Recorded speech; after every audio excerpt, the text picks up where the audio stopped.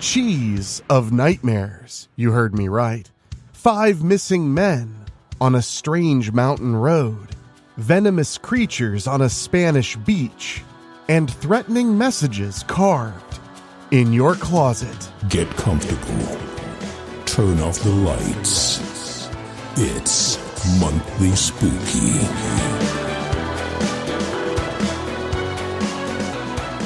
Hello, everybody. It is that time of the month. It's Monthly Spooky. I'm, of course, your host, Enrique Couto, here with my good buddy and co-host, Michelle. Michelle, how are you? We have gotten requests that you don't whimper answers. Oh no! You're like they said, they were like, if you're gonna whimper, it has to be at least 80% of a word. It can't be like 60% whimper, 40% response. Oh.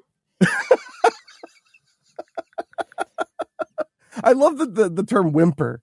When you did that, I immediately thought, I was like, that's a whimper, and I was like, whimper is a funny term. Mm-hmm. It is.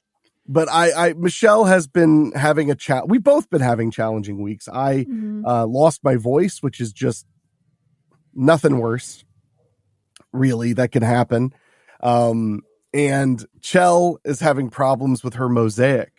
Yeah, it's like a me problem where I use instead of grout, I used like concrete patch just because my brain stopped working, and I was like, this feels weird. This doesn't feel like usual. Let me just do it for 3 hours. I mean, I'm glad you didn't mistake it for, mayonnaise. That would have been a lot harder of a day. Well, no, I mean, if it had gone in the other direction and I was like, this is really soft, I guess I'm just going to do it. Oh. All they would have had to do was just wash it off. So. Oh, I meant that you put concrete on your sandwich. Oh, I don't really use a lot of mayonnaise, so it would be hard. Oh, la-di-da, Madam Fancy. You're like, I use aioli. No. No. But for those who don't understand, a mosaic in this context, because I didn't know what you were talking about when you first started it, I had to ask you. Is you're creating like a mosaic art piece on your front steps? Mm-hmm. Well, yeah, I was doing one front step, and then I did parts of my foundation, and then I'm doing the step closest to my door. That's the one I fucked up today. Oh, okay. Yeah, the other ones are done. So I didn't even have to do this one. I just was like, let's do another one because it's fun and also not going to stress me out more. So. But the only thing I've noticed about the process of you mosaicing the front of your house is that it stressed you out immensely. Well, it did at the beginning, and then I kind of got used to it, and I was like, okay, this is kind of relaxing. I just have to sit here for hours and stick these pieces of glass on this wall. And I got to smash cocky. Plates. Yeah, exactly. I got cocky, so I fucked up a lot. I like to imagine that you're like making this mosaic. You're just like listening to Limp Bizkit and just like shattering plates. Excuse me. No, but I have been listening to the New Jersey metal radio station while I do it. So is that what it's called? New Jersey Metal Radio, or no? It's called it's something else. It's the station out of Cherry Hill? No, it's out of Trenton. One of the Oranges. It's a really important metal station. And you do you listen to it over the internet? Yeah. I used to listen to it in real life. Sometimes, like when you go up north, you can catch it. So I was like, I could just listen to it on my phone. So I was listening to like Korn and stuff, but it's a really good station. And for some reason, my brain just like stopped remembering what it's called. So I can't even tell everyone. And I'm sad now. You weren't sad before, huh? No, I'm a little bit more sad now that I don't remember what the station is. I'm sorry, buddy. No, that's why I kept naming cities near you, because at first I thought you were listening to it over the air. So I was like, oh, well, then it has to be like Cherry Hill or Trenton, or, if it's going to reach you in Philly. Yeah, no, it's WSOU, coming from Seton Hall University. Okay, I've heard of Seton Hall. School. Yeah. Oh. Yeah. They just have like I think for like the last 30 years or so, they've just had a total metal station, basically. 30 years? I think so. Just like forever. Yeah. Well, yeah. And then I say 30 years and go, oh, wait, 30 years was not that long ago. Yeah. I still think 30 years ago was 30 years ago in 2005. Yeah. I was watching, you know how I know I'm getting old? I'm going to be 39 next month. And the way I really feel like I'm getting old is not even having my thyroid go bad, which the medication is making me feel way better. Last time we recorded the show, it was my first day on the meds, so they hadn't started making me horribly sick yet. Oh. So I lucked out because it would have been really hard to do the show if I had been all sick. But the way I really feel old now is I was watching a movie that was set in 2000. Oh. And I was like, okay, like it was like a thriller, but they set it in 2000. So like people are pulling out like weird Panasonic handy cams and stuff. And I'm like, oh yeah, I know that camera. but my favorite was they kept playing like, early 2000s music cues. And at one point they played Up in Here by DMX. And I felt so old. I was just imagining it was like, y'all gonna give me some heartburn up in here. I've got an appointment with an osteopath up in here. So that's how it felt anyway. But actually the movie was Holland on Amazon Prime. It was actually a really fun thriller.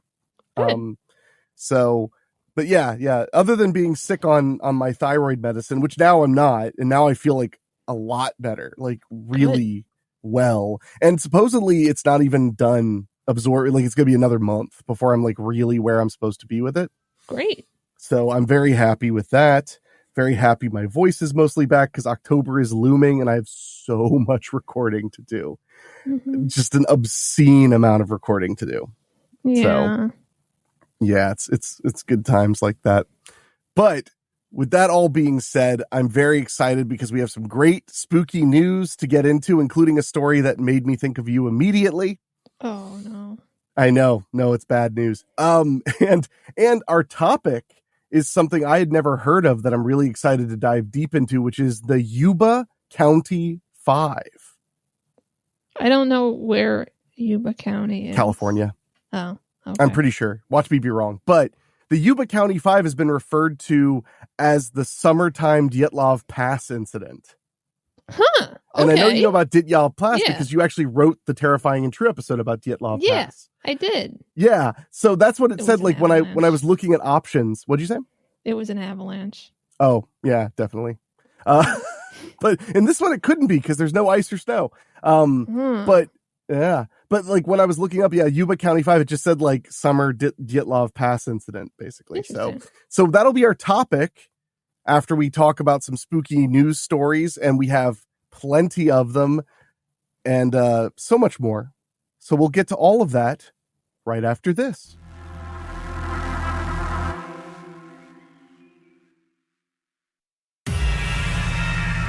And we are back.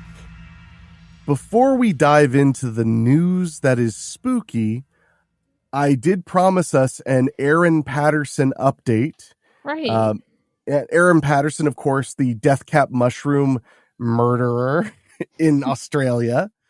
And unfortunately, as of the time of this recording, she has not been sentenced. Wow. So she was found guilty on July 7th of 2025. And a 2-day pre-sentence hearing is scheduled for tomorrow. Oh, man. So, and tomorrow of when this is airing. So Tuesday of this week. So, and that doesn't mean that she'll be sentenced in that day or so. So hopefully next month on Monthly Spooky, we'll have a final update on what her fate is. Because what a saga. Yeah. Yeah.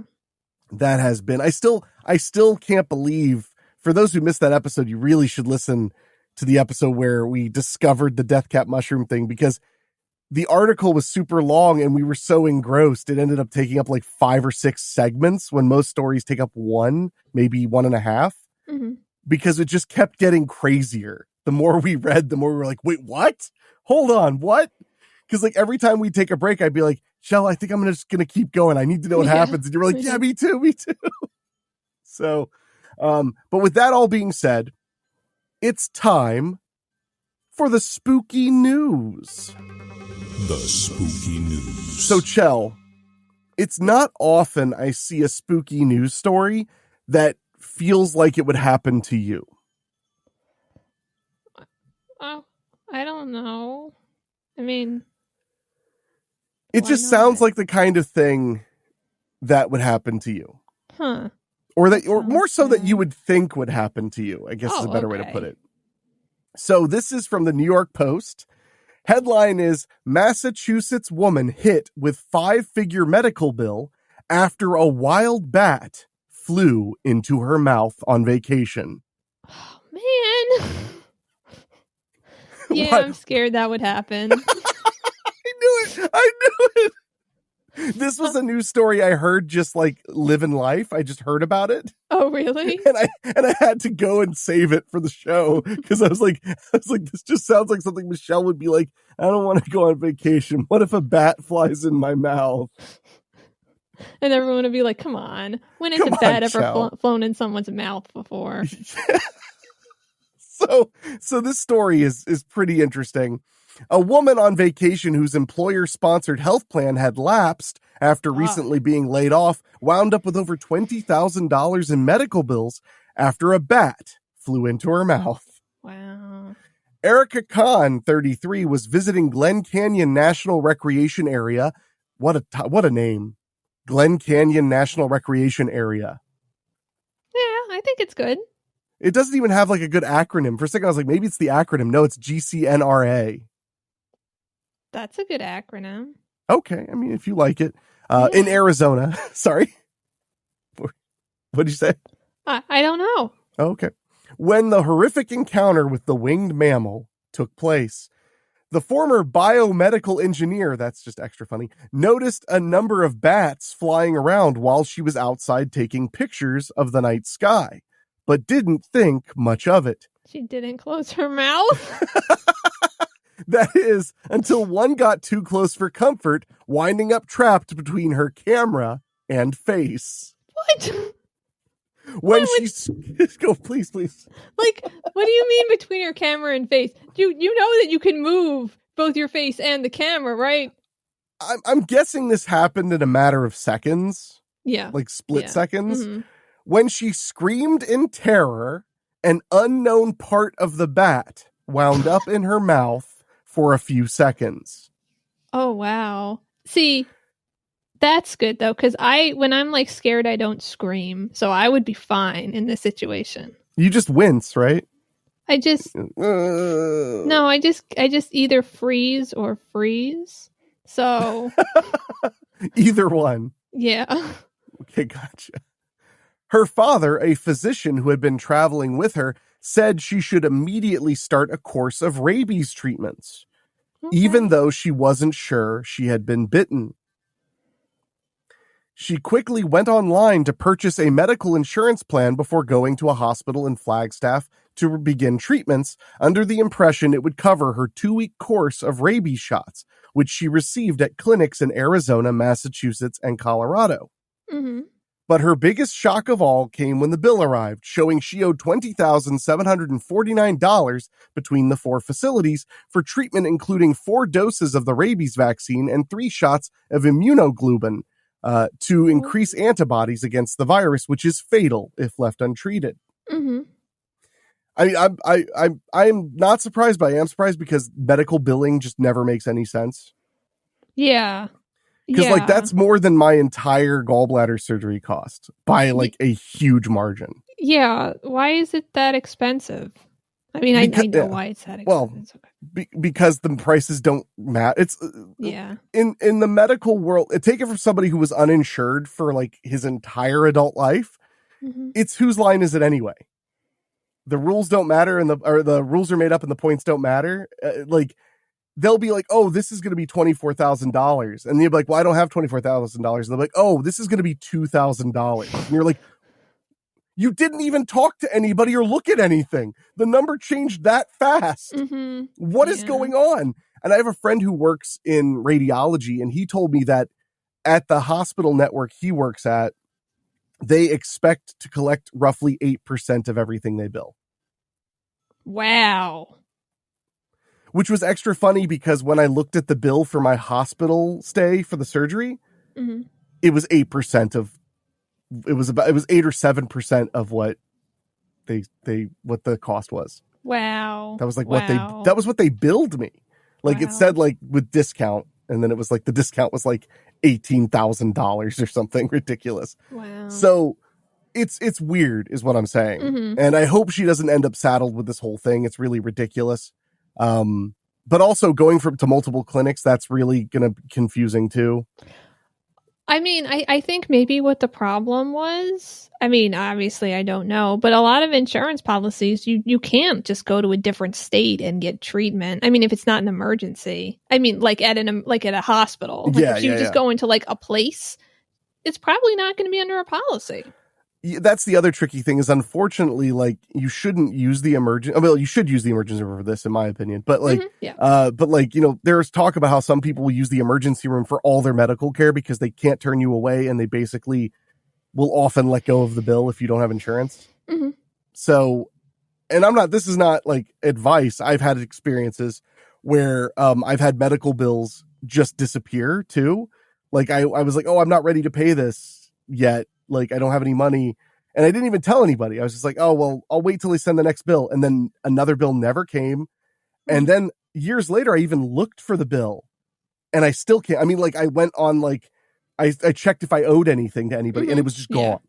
Wow. So I was like, okay, cool. I couldn't pay this if I wanted to because the bill's gone. I thought you meant, like, you kept the bill in your house, and then you, like, couldn't find it. It was like it never happened. Oh man, glitch in the matrix. Yeah. Well, we'll look into some more of the gory details from a financial standpoint of this story right after this.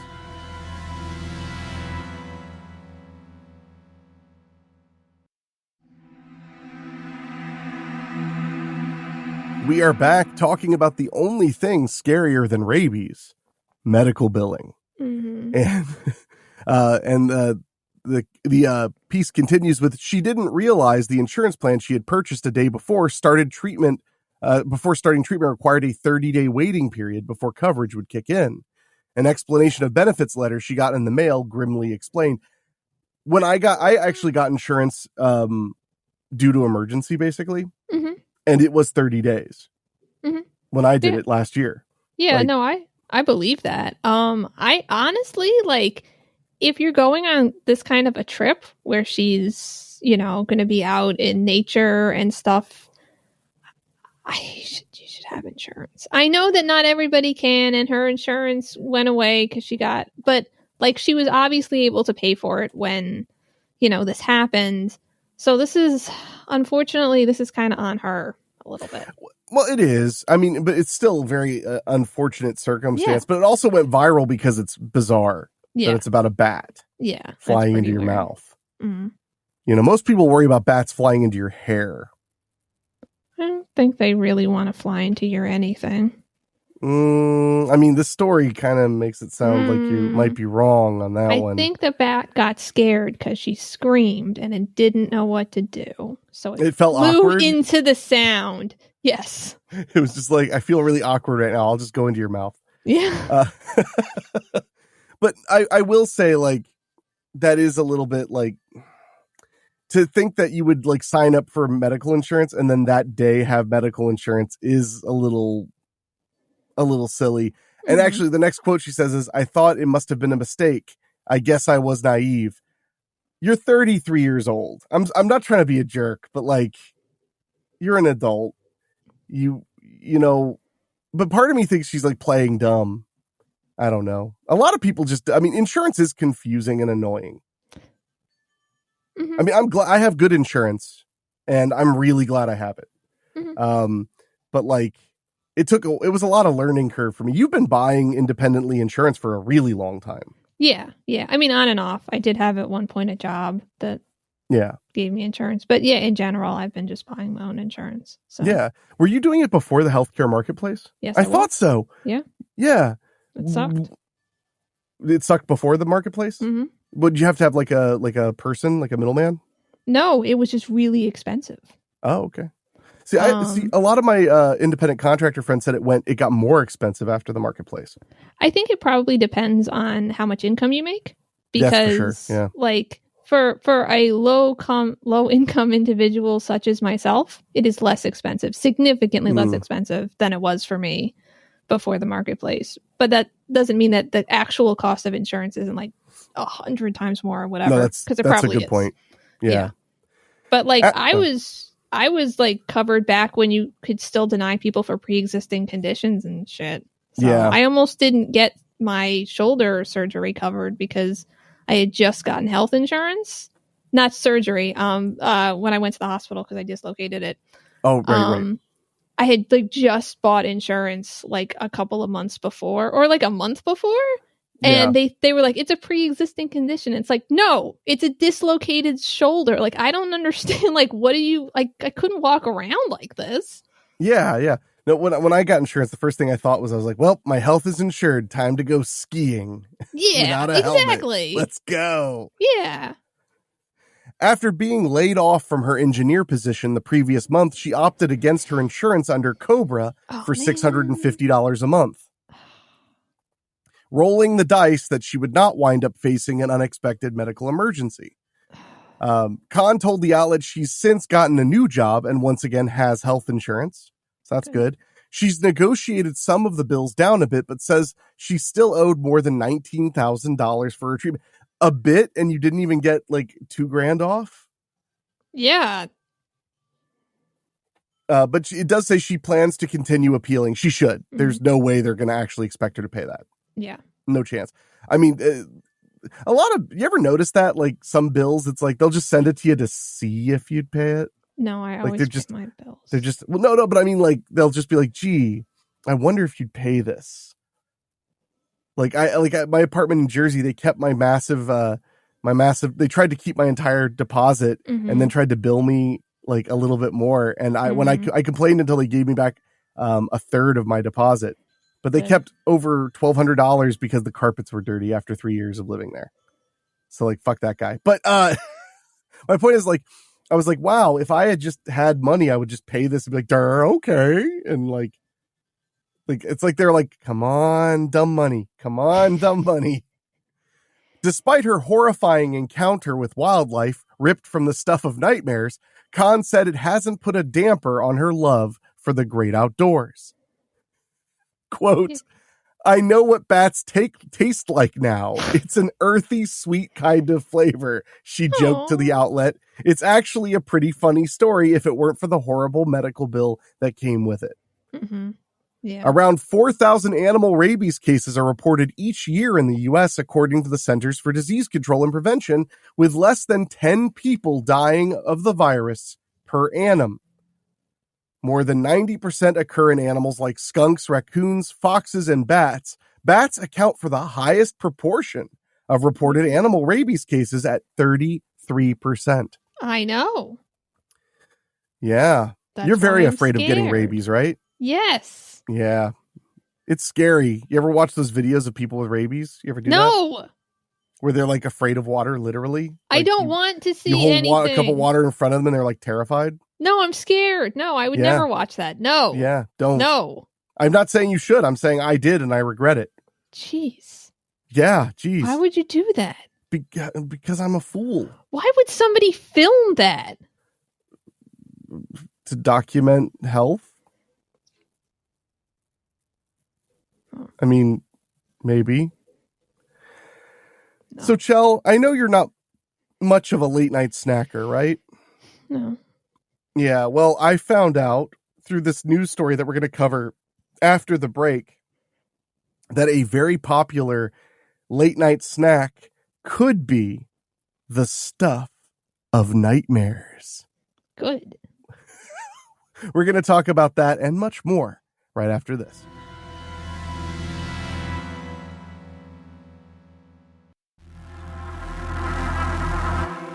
All right. This article is from the Huffington Post. And the headline, of course, because the Huffington Post is always so clever. If you love cheese, this new study is an absolute nightmare. Oh. You may want to put that mini Baby Bell you eat before bedtime down. A new study suggests that consuming cheese before you drift off may help fuel nightmares. Fun. It's long been suggested that eating certain foods can cause nightmares, or at least some pretty strange dreams, but up until recently, that belief was largely anecdotal. I have had experiences with wild dreams after eating ice cream late at night. Interesting. In fact, one of the most vivid memories of having a crazy dream because of eating ice cream, 15 years ago, whatever, I was dead broke. I used to occasionally, I had a change jar, and occasionally I would just take the change to the grocery store at like 1 a.m. and I would buy like a pint of ice cream to like cheer myself up, and I would pay for it with coins, but because it was self-checkout, it wasn't as obnoxious, you know? Yeah, to like sit there and put quarters in, and there's no line. Yeah, I remember talking about this before with you. Yeah. We've been friends so long. I can't believe you remember that. But no, I just didn't feel bad yet because I could just sit there. There's no line behind me. It's 1 a.m.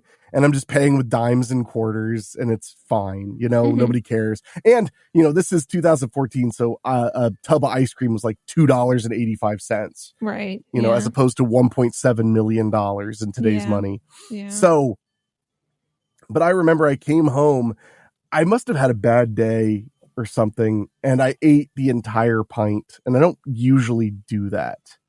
I mean, especially even when I was younger. Now I don't do that because I just can't. Like last night I ordered some fried chicken, and I was like, oh yeah, I'm going to have a wing and a thigh and a leg and a breast.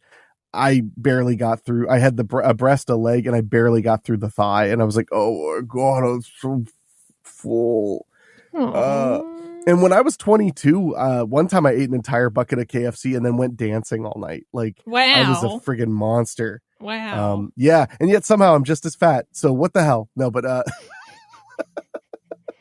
but no, I came home that night and I had insane dreams, after I ate that pint of ice cream. And it was like, I literally like put the spoon into the empty carton and like just conked out. And I had dreams that like friends of mine were trying to kill me. Wow. I had dreams that I was like in a car speeding down the highway trying to escape something I didn't know. I just had all these crazy dreams. And that was when I was like, okay, no ice cream before bed unless you're feeling adventurous in your sleep. Yeah. So let's see. Oh, yeah. So the belief was largely anecdotal until about 12 years ago when dream neuroscientist Tor Nielsen of the University of Montreal and Russ Powell, a professor emeritus in the Department of Psychology at MacEwan University in Canada, decided to conduct some good, hard research on the topic. Yeah. Quote, we were particularly interested in whether cheese might be indicated as one such food, as it is often identified in various folklore traditions as resulting in bizarre dreams or nightmares. I have heard about this, that there are people in like in Scotland, people call nightmare cheese that they save to eat at night if they want to have interesting dreams. Wow. I've heard of that. Wow. Yeah. I love folklore. It's one of the reasons I started doing Terrifying and True on this channel. Is I love folklore. I love the idea of like, you know, that a town has these conversations about like, oh, the old hag that does this and this and this, or, you know, oh, you have to put a tennis racket on your door because that's how you keep the whatever. I'm like fascinated by shit like that. Tennis racket thing I made up. But still, I find that stuff fascinating. The results revealed that it was dairy in general, not just cheese, that was the food group most often identified by students as affecting their dreams. See, yeah, look at me. Yeah. I know what's up. In the new correlational study published in the Journal of Frontiers in Psychology in June, the researchers dug a little deeper into why that is. Namely, Powell and Nielsen wanted to see if lactose intolerance and the resultant gastrointestinal distress might be at the heart of those disturbing post-cheese eating dreams. That's interesting. Well, and I will say, so, because I've always had my issues with food, I am so aware of how much better I sleep if I stop eating by 8:00. Like there's nothing in my system. Mm-hmm. Like even if I go to bed at like 1 a.m, I'll just sleep so much better if there's just nothing in my system. But gosh, sometimes it's so comforting to like eat something close to bedtime. I'm not one of those people who will like eat something like get out of bed and eat something and go back to bed. I just will sometimes be like, boy, I would love a sandwich right now, and I'm going to go to bed in like an hour and a half.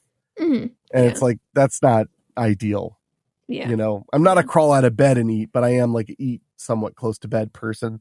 And I got really good at not doing that for a while. And then it broke when I started taking my thyroid medicine because it made my appetite so friggin' high. Yeah. It's a lot better now. It's evening out. But like, I felt like I was just a friggin' furnace that you throw coal into, except the coal was jujubes and ham sandwiches. I didn't eat either of those. I like never eat either of those things. Why did I say that?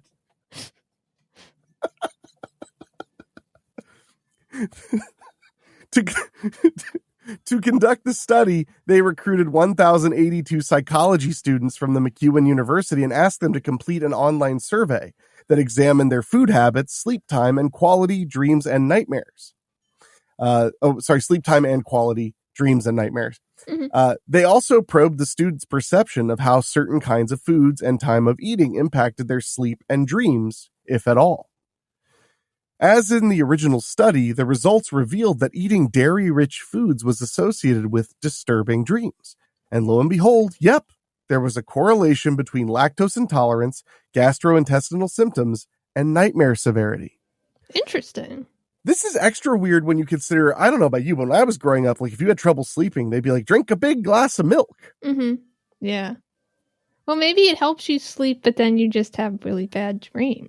But still. Yeah. Yeah.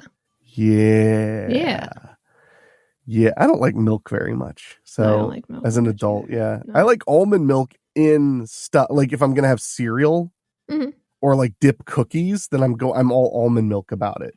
Okay. But even that, I don't do that often. Like one like carton of almond milk will last me months. Because like it's just occasionally I need that. And then I have cream for cooking because I do cook with cream. Oh. You know. Okay. Like I make frittatas and stuff and you need to put heavy cream in the eggs to fluff them up. Oh, I made an amazing frittata last week. Anyway. That makes sense. That makes sense is the first. Oh, the researcher said it's not in quotes. Oh. Thanks a lot, Huffington Post. Because it's known that other bodily sensations can affect dreaming. Our brains can sometimes incorporate external sensory stimuli, sounds, smells, or physical sensations into the content and plot points of our dreams, either directly or indirectly. For example, grinding your teeth can lead to dreams about your teeth falling out, said one study in 2018. Oh. Ooh, we're going to dive deeper into this cheesy, pleasy dream story after a quick break.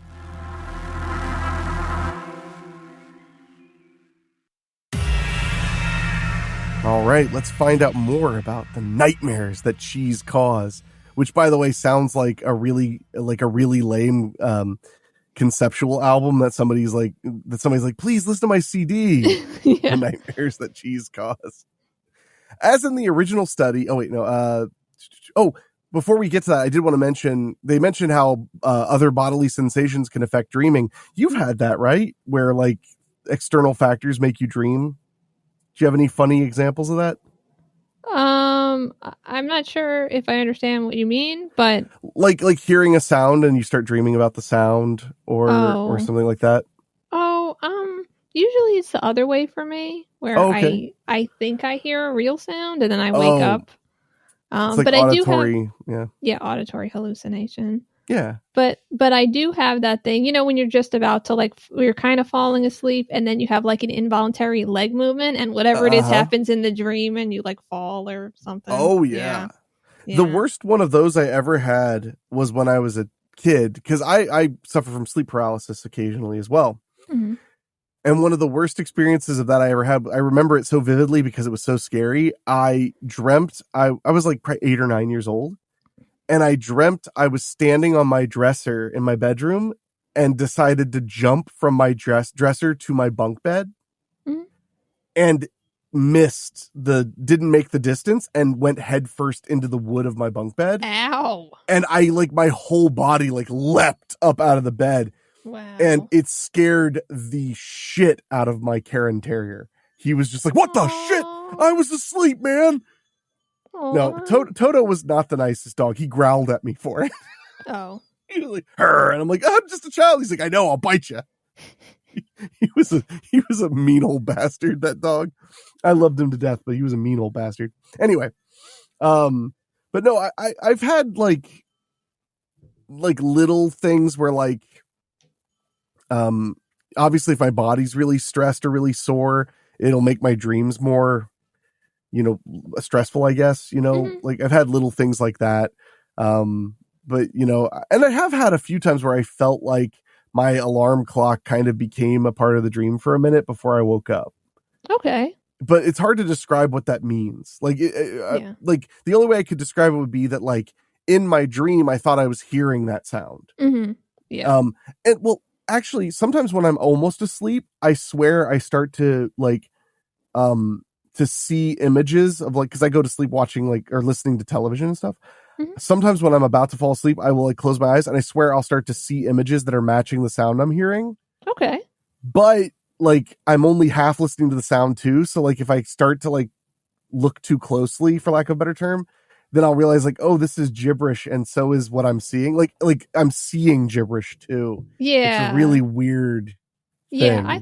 I sometimes when I'm falling asleep, because I don't watch TV or anything when I'm going to sleep, but I'll be thinking about stuff because that's what I'm doing. And then all of a sudden my thoughts will get totally nonsensical and I won't realize for a minute. I'll be like, what even does any of that mean? Sleep is weird. Yeah. Cheese wasn't the only nightmare culprit in this study, though. Whereas the first study found that dairy was the food type most strongly associated with disturbing dreams, this one found that it was desserts and sweets that are most strongly associated with messed up dreams. That sucks. I mean, but that makes sense because ice cream, for real. Mm-hmm. Fill your stomach with ice cream before bed and see how you dream. I mean, come on. No. Oh, okay, fine. I was going to ask you if you would eat a bunch of cheese before bed tonight and report back. Oh, I can't because I'm not supposed to eat right before I go to sleep. Yeah, me neither. Yeah. I mean, join the club. Yeah. None of us are supposed to. That'd be funny if the doctor was like, all right, so you're gonna exercise a little bit more, you're gonna drink more water, and you're gonna eat a full meal right before you go to bed. Yeah. Quote, dairy placed second, Powell said. We don't know why there is a difference from the first study, but it may be that the culture in general is becoming increasingly concerned about the unhealthy effects of junk food. Yeah. And students are therefore more inclined to attribute negative outcomes to such food. I would think that's probably it. Powell's advice for those who are loath to give up cheese past a certain hour: try eating hard cheeses that are relatively low in the amount of lactose they can contain, such as Swiss, cheddar, and Monterey Jack. Sorry? Oh, you should just get a handful of grated Parmesan cheese. Yeah. Yeah. Or lactose-free cheeses in which the lactose has been artificially removed. Sounds horrible. It sounds really bad. Quote, it may be that even some lactose-tolerant individuals might still need to avoid cheese, since we also found that food allergies and sensitivities were associated with nightmares. Though to a lesser extent than lactose intolerance. So you're telling me if I eat a bunch of bee stings, I'm going to have weird dreams because of my allergic reaction? I mean, I would think so. Yeah. Okay. You might be really hallucinating though, but probably. Yeah. Might also die. Yeah. Might die. I'm not sure if you ate the bee stings, if you die, or if that would be okay. I can't imagine it would be okay. I think it would be okay. I feel like okay is too strong. Would it be survivable? Okay, yeah, exactly. That's okay to you? Uh-huh. Oh, all right. I thought okay was below good, but better than than bad or neutral. Yeah, survivable. Oh my God. We're all very worried about you, Michelle. This isn't actually a podcast. This has all along been an intervention. Oh, okay. I mean, that seems about right. So let's bring your family in now. Okay. They'll just pop up on the screen. Yeah. When it comes to quality sleep, though, some may actually benefit from a little cheddar or brie. A study published in December found that eating cheese may reduce the risk of sleep apnea. Yay! Let's eat some cheese. How would that work? I don't know. I mean, first of all, I know from experience, if you eat too much cheese, you'll end up with sleep apnea because your weight affects your sleep apnea a lot.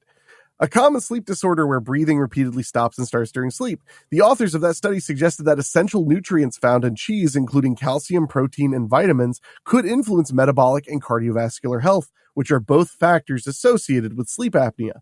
Yay, cheese. But you also, another element is like my esophagus is skinny. Like that's the other reason I have sleep apnea. Because they told me they were like, if you lost a ton of weight, you would just have way better sleep apnea. Okay. Yeah. But they were like, you would probably still have it because age combined with weight usually leads to sleep apnea for men. Mm-hmm. So, and they believe that there's some people that believe that like once you're past like 66 or 67, if you're a man, just regardless, you probably have it. It's just like, it's just a part of the body trying to kill you. It's just like, you've had a good run. Now stop breathing while you're asleep. Yeah. To turn our attention back to dreams, the researchers here also found that those who eat healthy tend to have calmer dreams and better dream recall in the morning. Though if you're having cheese-induced nightmares, it's probably a good thing your recall is a little off. I guess. Quote, we found that people who engage in healthy eating patterns, which includes not only eating healthy foods, but also eating mostly in response to internal feelings of hunger and not eating late in the evening, are less likely to have disturbing dreams, Powell said. Okay. All right.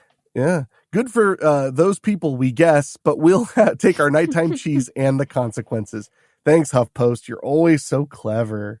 So creative. Well, that's given me a lot to think about. I am a string cheese eater at night. Oh, okay. I like me some string cheese. Do you like string cheese? Mm-hmm. Yeah, I do. Do you like food you get to play with? I don't know. Not particularly. I just like that string cheese takes a long time to eat. Yeah, so that's my favorite part. For longer. I will pull like the smallest strings. Like I'm like challenging myself to pull like the littlest strings off. So, well, we're going to take a quick break, and when we get back, we're going to talk about a family that move into a new house, and they find a interesting message hidden in a closed door. Yay. Right after this.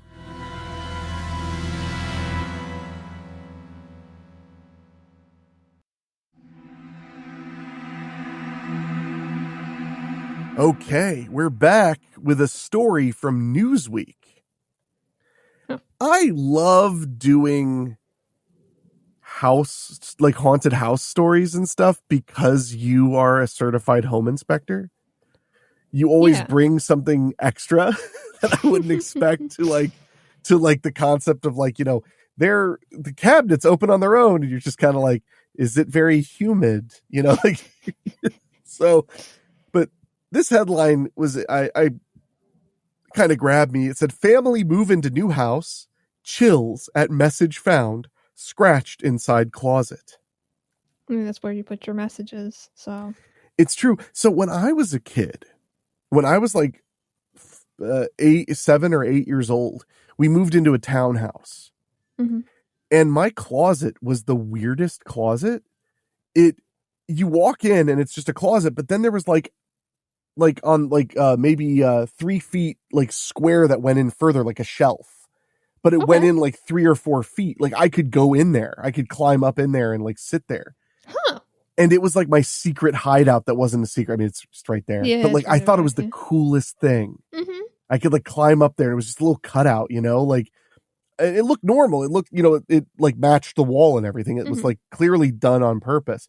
But I guess that was just like extra back storage or something. Yeah, maybe where the wall was there, like there was just an area that, wasn't a room, and so they could push it back a little bit further or whatever. Yeah, or like pipes were below it, or I don't fucking know. I mean, it's been a really long time. I couldn't even tell you, how close I was to the bathroom because I was like 7. But I just remember how cool I thought that was. I would like sit up there and like read books and stuff. Lucky. Yeah, it was my own little secret hideout. Yeah. I was a cool kid. I had no friends. All right. So a homeowner endured a few sleepless nights after discovering an unsettling message scratched in the back of a closet in her 1920s home. Okay. You deal with a lot of homes that are older, right? Yeah. Because you're out in that part of the country. Okay. Like out here, there are very few 1920s homes in Ohio. Yeah. Like we don't do that. We knock them down and build them again.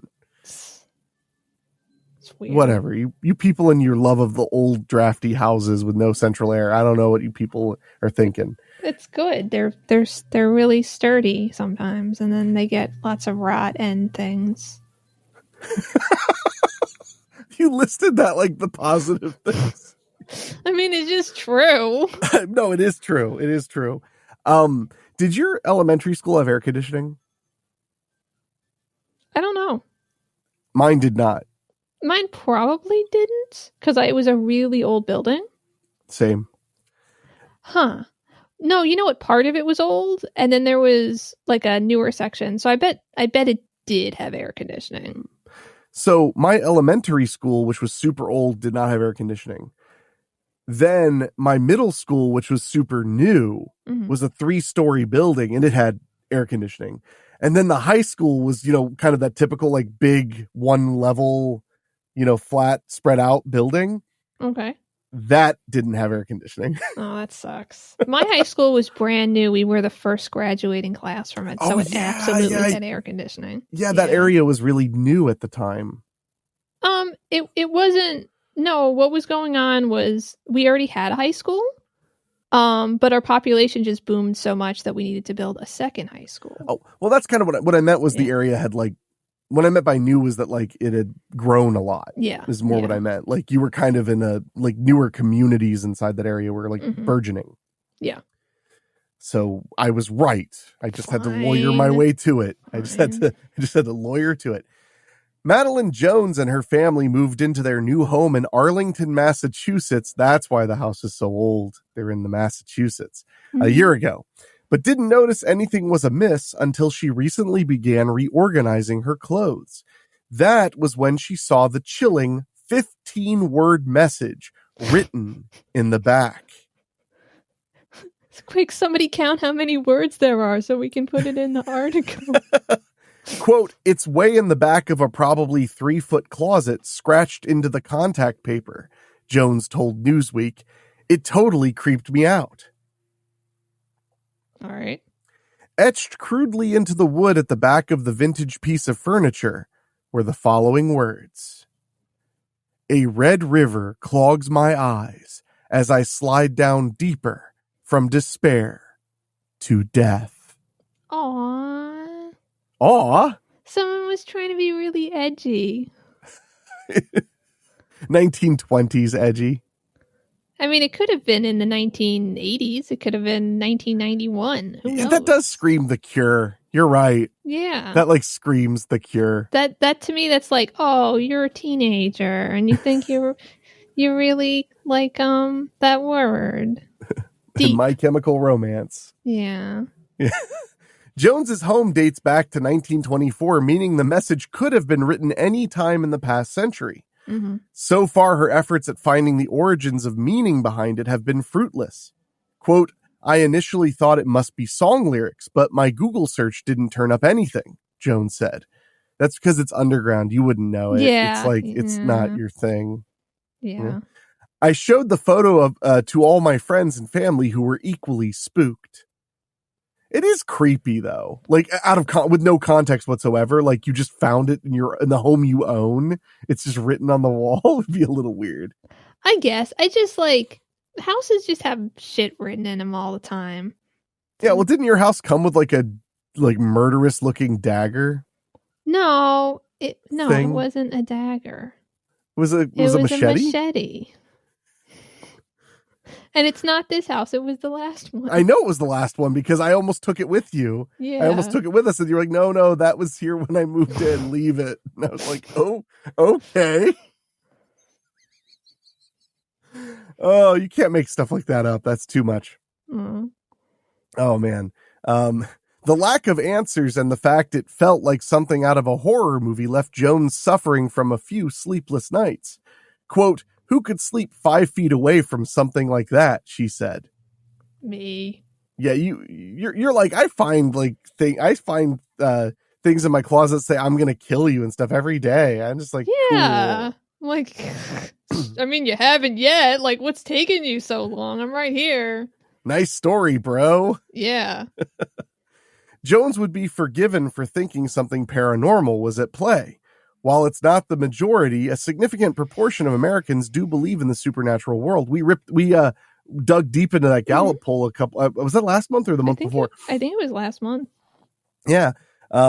Slightly fewer than 39% believe in ghosts, while between 24 and 29% say they believe in 6 other paranormal phenomena.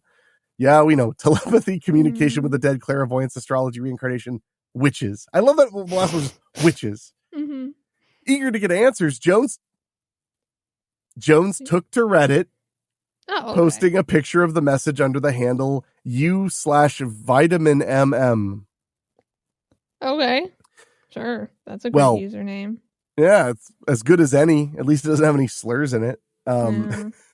Well, we're going to find out how she dove into Reddit after this quick break. But it would have been hilarious if you'd been like, so as far as the Reddit stuff I found this week, and then it was just this as well. Yeah. That would have been really funny. But yeah, we're going to take a quick break and then we'll find out what Reddit has to say.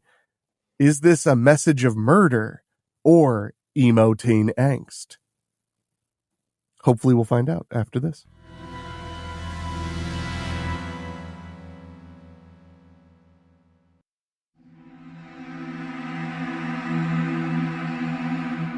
All right, we're back. Let's find out what the brain trust at Reddit has to say. So, quick aside, have you ever looked at any of the RBI stuff? I don't think so. Reddit Bureau of Investigation? No, I haven't. Oh, yeah, where there are like actual crimes that have been solved by Reddit. Oh, yeah. It's pretty interesting if you ever want to look into RBI stories. Yeah. I'm thinking maybe next year I'm going to do a deep dive, terrifying and true about like all the true like crime stuff that's happened on Reddit, like when it was actually a murderer posting or whatever, because I know stuff like that's happened quite a bit. So, or when Reddit like fucked up and incriminated somebody who wasn't the right person, because that's happened before. So. Oh, I would that surprises me less than actually catching somebody. Yeah, I believe that they would accuse people of being a murderer or something more than they'd actually be one. Yeah. Because we all think that murderers are just everywhere all the time. Because they are right behind you right now. I'm not going to look because then it doesn't become real. Okay. That's how that works. Don't wave.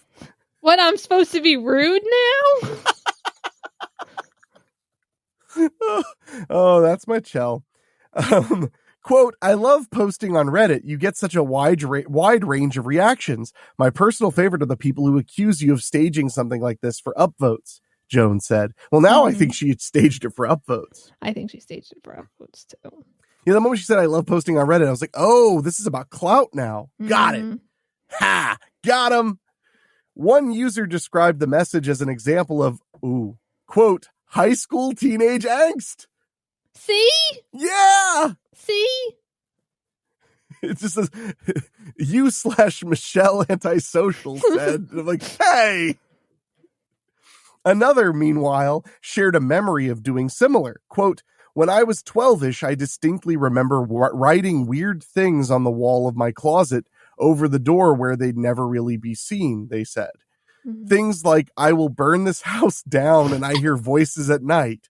Why? I wanted someone to be scared if they stumbled upon it." Okay, that makes sense.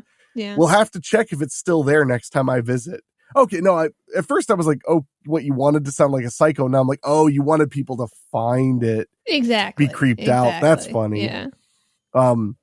Have you seen those memes where it's like ran to Party City the day after Halloween to get a cheap skeleton to put behind this drywall just in case just as a gift to the next person who renovates this house? Yeah. I was like, I would do that. Mm-hmm. That would be so mean. That would scare you so bad. You know what? I think it's totally acceptable. Oh, really? Yeah. Yeah. Okay. Yeah. Just leaving a little gift for the next person. And they're only going to be scared for like a minute and then they're going to think it's really funny. So yeah. Now it'd be different if you got like, if you got like a skeleton that looked like it was like still had flesh still on it.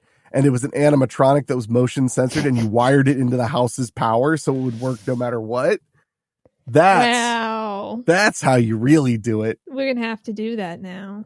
My cousin Jeff, who can like build anything, he's building an animatronic. He's almost done. He built an animatronic Jurassic Park display for his house for Halloween. It has a raptor cage where when you walk by it, the raptor's head starts banging around and it makes sounds. Wow. He could build anything. He could build that for me, and he would, because he'd be like, screw that contractor, whoever he may be. Mm-hmm. Like, because he has a little bit of angst himself. I wish I was kidding though. He like built this crazy thing. I'll send you the video later. Yeah.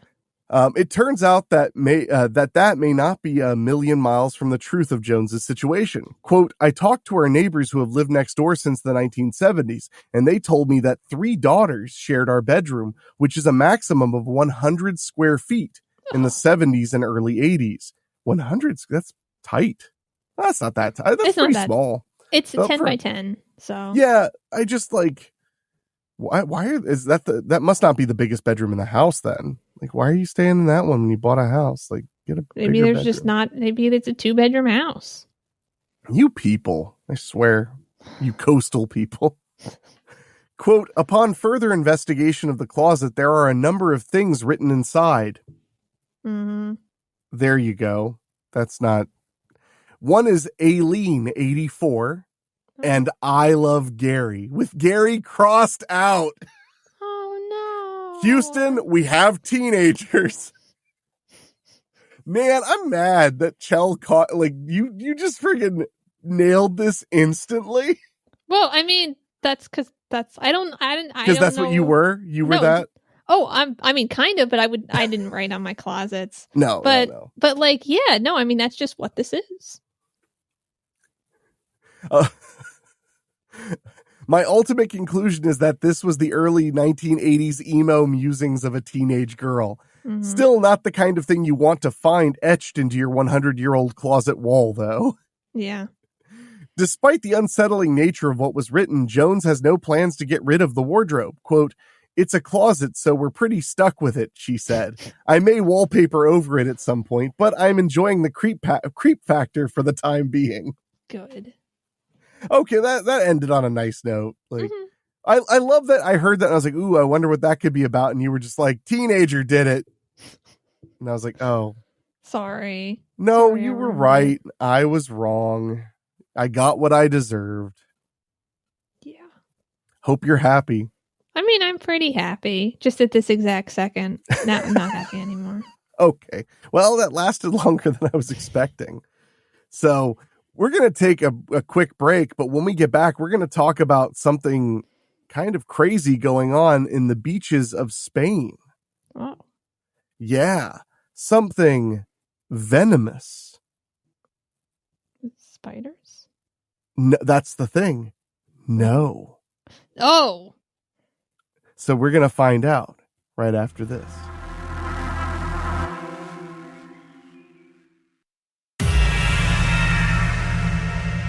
All right, we're heading to España. Huh? España. España. Spain. CNN.com headline, beaches in Spanish tourist hotspot shut down after rare venomous sea slugs found. Yay, sea slugs. You like sea slugs, don't you? I knew you did. They're so cute. I'm not going to lie. I guess I had never seen a sea slug because this is them. Look how cute he is. It's extremely cute. It looks like it has little wings and a tail. Yeah. I'd never seen anything that looked like that before. So I'm still weirded out that Michelle's like, oh boy, so cute. But yay. Beaches in the town of Guardamar del Segura in southeastern Spain closed earlier this week after the discovery of 2 venomous sea slugs in the water, local authorities announced. Due to the appearance, quote, of the blue dragon. That's what they're called. Mm-hmm. Blue dragon. And for motives of citizenry safety, we have banned all swimming on all of the municipal beaches until a new order, the Guatemala police force said in a post on Facebook on Wednesday. The blue dragon, colloquially named for its resemblance to the mythical creatures. I guess there was a blue dragon, I know about dragons, but I didn't know there was a blue dragon. Well, I think it's just because it's blue, and then there's dragons. Maybe? Okay. Is only about 3 centimeters or 1.2 inches long, but it feeds on venomous animals like the Portuguese man-o-war before recycling and concentrating that venom. That's so cool. That's really cool. Allowing it to paralyze prey 300 times its size. Wow. So its survival method is to attach to one of the most venomous things on Earth, the Portuguese man-o-war. Mm-hmm. Suck venom from it, and then concentrate it more. Yeah. Wow. That is so metal. That's pretty cool. Yeah. Quote, contact with this marine animal can be dangerous and provoke painful burns on the skin, police said, adding that beachgoers should, quote, take extreme caution and avoid direct contact with those that could appear on the sand. Aww. By Thursday, the ban had been lifted and swimming was allowed, but authorities still urged caution. The town mayor, Jose Luis Saez, told the public to notify the authorities if they saw one of the creatures and to avoid touching it, even if wearing gloves. He advised anyone getting stung to rinse the affected area with salt water and seek medical attention. Yeah, don't use urine. That's a myth. Mm-hmm. That's a myth. And I knew a woman who had to pee on someone's jellyfish wound. Oh. And they could have just used the seawater that was all around them, but they thought that was what to do. Yeah. For everyone. With its sunny climate, rocky cliffs, and plethora of beaches, the Mediterranean coastline surrounding Alicante is one of Spain's tourist hotspots. Blue dragons are rarely seen in the Mediterranean, being more often found in the temperate and tropical waters of the Atlantic, Pacific, and Indian Oceans, where they are carried along by ocean currents and wind. They're just hanging out. They're just chilling, man. Yay. I had never seen a sea slug before. That was the weirdest thing when you were like, they're so cute. And I was like, what the hell? I mean, there's a lot of different kinds of sea slugs. Sure. Some of them are more cute than others. So, Chell. Yeah. This story is from mirror.co.uk, of course. Yeah. This one, I really want to see where this goes because this headline grabbed me, but the Mirror headlines can mislead for fun. Not for fun, for malice. This headline says, family forced to lock bed and breakfast bedroom after finding painting of their son inside. I mean, that sounds like probably not a good thing, but maybe it's because somebody painted him and I don't know. All I know is that sounds very strange. I bet it's not even really a painting of him. Yeah, it's just like a ham sandwich or something. I don't know why and they were like, it looks like him. Like that toast of the Virgin Mary or that grilled cheese. Yeah. A fun holiday soon turned into a creepy encounter for one family when they discovered an unsettling, quote, painting of their son in a, quote, spooky bed and breakfast. Huh. Oh, wait, so is it supposed to be spooky? Because then I'm like, oh, it's like a gag. Well, did you say, quote, spooky? They put quotes on it. So yeah. I have no idea now, actually, because you could go either way. You're like, oh, that clarified less. That subtracted clarity. Mm-hmm. The Stevenson family, who moved to Sweden from the United Kingdom in 2021, were on the way home from a skiing holiday and needed a pit stop on the long drive home but none of them could have predicted what they'd find inside their holiday let. I don't know that word, let, like that, but I'm guessing it's like a quick short rental. Yeah, or something. That's what I'm thinking. Yeah, like a sublet. It's like sublet. Yeah. Yeah. Okay. Mum Jenny explained that they stayed at a, quote, secluded property for the night in a bid to get some rest. Why would you choose a secluded property? Like, if you're on a major travel way, then just get a hotel. No. Oh, sorry. Okay. Jeez. Chill, man. Why are you so... You have to go to the secluded place so you can have a story about a really creepy picture of your son, I guess. I mean, when you put it that way, it checks out. Yeah. But after making a strange and unsettling discovery, sleep was the last thing on their minds. They should get some sleep. I just saw the painting and now I'm angry. Oh, the family The family were getting ready to sit down to dinner in the communal dining room when they noticed something wasn't quite right. Quote, "My daughter just went, 'Mum, there's a picture of Barney on the wall,'" Jenny recalled. When the mum of 3 took a closer look, she found a painting of a child that looked almost identical to her 7-year-old son. The mum said it was disconcerting, and the family were left freaked out. Here's the painting, Chell. It's a little girl. It's not even a little boy. I mean, I obviously see a resemblance. Yeah, a little bit, yeah. It's a fucking... I mean, I wouldn't even call it a painting. It's like a drawing of a kid. I mean, they look kind of similar, but they're not the same person. No, not at all. Like, I mean, the things they have in common are like blonde hair. Mm-hmm. Wow. Sort of. Yeah. Big eyes, but kids have big eyes. Mm-hmm. That's part of being a child, is you have big eyes, generally. And again, it's a little girl. Yeah.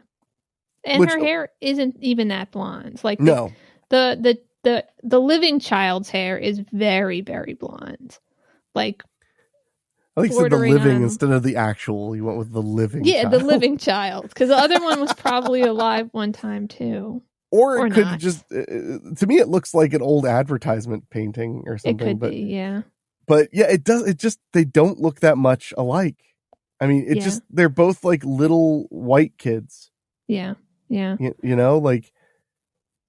His nose is substantially wider than her nose, too. Yeah, and his ears are more sticking out than hers. They protrude. Too.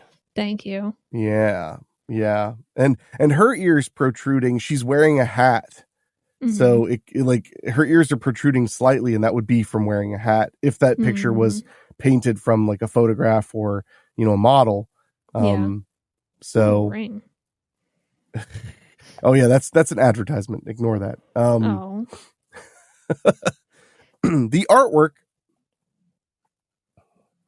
artwork called "Flowers in the Meadow" by Swedish painter Carl Larsson depicts a little girl, but she looks remarkably similar to the youngster, except for her long hair. Well, we don't agree.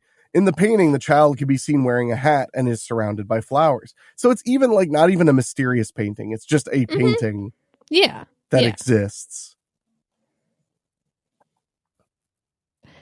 This is why... Oh, sorry, please. Oh, no, I was just going to say, how does this end up as an article? That's the thing. This is why mirror.co.uk has reduced a lot as to how many of their articles we talk about on the show, is they've really declined in the last 2 years. Like, to the point where this isn't even really a story. Yeah, it's like, I mean, you could tell... like your friend about it, like, oh, we went to this place and there was painting that kind of looked like my son, but like that's not even that good of a story. Like it's like, oh, okay, sure, that sounds. It even says, thankfully they weren't too spooked by the painting and Barney found it funny. The parents did describe the B&B as old-fashioned with creaky floors, and then under here it says when they were talking on social media about it, they said we locked the door obviously, but we're tempted to lock the children in their own room, and they're joking. So the headline of the article is about a joke. Yeah. Yeah. Good job. I've had Brit listeners write in and say, yeah, mirror.co.uk is a joke, by the way. Yeah. Yeah. So mirror.co.uk, you failed us again. Hopefully roasting you was amusing. So we're going to take a quick break, and we're going to talk about something I've really wanted to talk to you about, Chell, because it's about Pennsylvania. Wow. Yeah. So we'll talk about old PA right after this.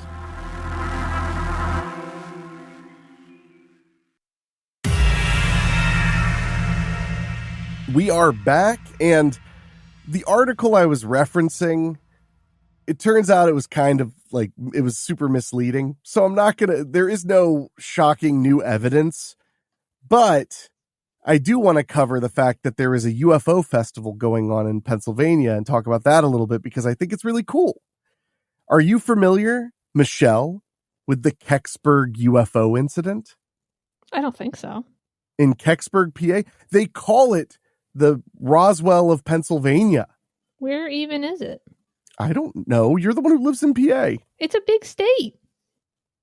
It's a small community in Mount Pleasant Township. Where's that? I don't know. You live there. Jeez.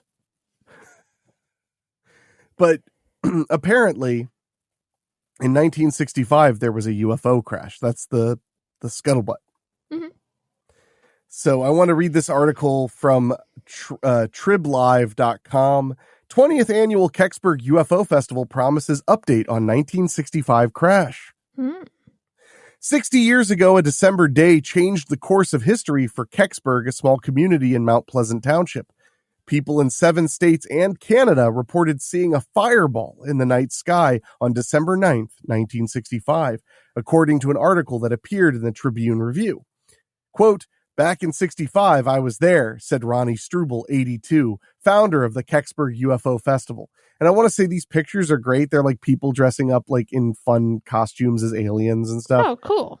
I think that's fun. Like, I do. That's why I wanted to talk about it, because I just think, like, what Americana, like, we have aliens, of course. Reports at the time said locals felt the objects landing and rushed to the scene. Felt the objects landing and rushed to the scene. Context can be challenging. They were kept away by military officials who claimed nothing happened, according to the reports. Those who got there first described the unidentified flying object as an acorn-shaped hieroglyph-adorned object. Wow. Quote, "I heard it on radio and TV," Struble said. He saw the soldiers who restricted the access to the site of the impact. To this day, believers and theorists in Kecksburg continue to pursue the truth about what really landed in their backyard. This year, their hopes may finally come true, Struble said. Kecksburg Volunteer Fire Department in Mount Pleasant Township will host the 20th Annual UFO Festival Friday through Sunday, commemorating 60 years since the reported landing of the UFO. Attendees on Friday can speak with UFO investigators, hunters, researchers, and experts. I like to think that they're just hunters. It's like, there's like these UFO experts, and there's just like a guy with a rifle and a camo hat, and he's like, "Yeah, I mostly go for elk." Yeah. That's what I thought too, immediately. Hunters. Vendors will offer half-priced burgers, fries, and hot dogs. Wow. Chell, we should go to this next year. Okay. We don't know where it is, though. It's in Pennsylvania. It could be, I don't know, it could be anywhere in Pennsylvania. No, it's in Mount Pleasant, Pennsylvania. Where the hell is that? You're being very dismissive about the fine folks of Mount Pleasant, Pennsylvania. And I don't know why. What did they do to deserve this treatment? Probably nothing. Hell, it's by Pittsburgh. See, I figured. It's it's right off 76. Huh. Yeah, it's a ways away from you. And that's your own fault. I know. You're like, no, for real. Excuse me. So other highlights of the 3-day event include a parade at 2 p.m., a bed race at 4 p.m. Okay. Not sure what a bed race is. Race in your beds? Actually, maybe, I think it's like, what were you going to say? No. It's okay. I think it's like when, it's beds. You make a bed, you take a bed and put wheels on it and race it. Oh. I was hoping you just go home and go to sleep.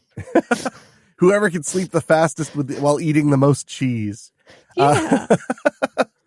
And it all concludes with a fireworks show at 10 p.m. Huh. A UFO conference is scheduled for 1 p.m. on Sunday when visitors will hear an update about the 1965 crash, according to Struble. He did not reveal the new information to Trib Live. So it must not be that big because it's been a month and nothing has come out from it. Yeah. Not just dedicated to a single moment in the town's history, the festival promises to gather community and feature ample alien and Bigfoot-centered material as well. Oh. Last year's celebration saw attendees from all over the country, Struble said. It's something for everyone, he said. More than 100 crafted food vendors will be at the festival. Wow. That's pretty fun. Oh, and parking and entry to the event is free. All other proceeds will be donated to the Kecksburg VFD. Okay. That's nice. Yeah. Sadly, it's already over. Otherwise, I'd say go. I mean, to everybody. Yeah. And you, I'd be like, go, Michelle, go. Okay. Just go. I know. You're like, I don't want to go. You have to. You have no choice in the matter. So, let's see. There was one more I wanted to talk about. And this one is in my home state of Ohio. Oh. This is from WHIO TV, which is actually a local news here, but it's not local. It's like nearby. Mm-hmm. The full story, the full story of bones found under porch likely to remain a mystery, coroner says. In Greene County, Ohio, new information about remains found under a porch in Greene County. The bones found under the home are historic, meaning they are more than 100 years old. Okay. Investigators had to use an excavator to dig up the bones. The homeowner stated that he has owned the home for over 2 years, and he was just curious about the history of the bones. He was just as curious about the history of the bones as the Greene County Coroner Office. Mm-hmm. Quote, I don't anticipate that we'll ever know the full story of these bones, Kevin Sherritt, Greene County Coroner, said. Sherritt said the most important part was finding out if the bones were recent and if they belonged to a missing person or child. Sure. Checks out, right? He said he knows they are adult bones, greater than 100 years old, likely from the 1600 to 1900s. Well, that's pretty broad. Wow, yeah, that's a range. Yeah, that's quite a range. That's like when the cable company is like, we'll be there between 11 a.m. and 6:30 p.m. You're like, great. May as well just said the day. Yeah. Quote, we were able to retrieve 2 molars, 2 teeth, which has been very helpful because they helped us confirm that they are not prehistoric bones. They aren't caveman bones, Sherritt said. But it's not clear if they are male or female. Quote, our investigative team has put a lot of time and effort into researching the history of the area, Sherritt said. News articles from the 1800s reveal that 25 tons of black powder exploded at a black powder company nearby. Oh, wow. Many died and some bodies were found more than 2 miles from the explosion site. Wow. And then he put, that's just one potential explanation. Wow. Quote, over the years and back in the day, that was a really heavily traveled area, he said. Sherritt said they will have more questions than answers, and some may not be answered. I just found that really interesting, and it's rare when I find a news story presented to me and it's from WHIO, which is my local, local news. So, but we're going to take a break, and then we're going to talk about the Yuba County Five right after this.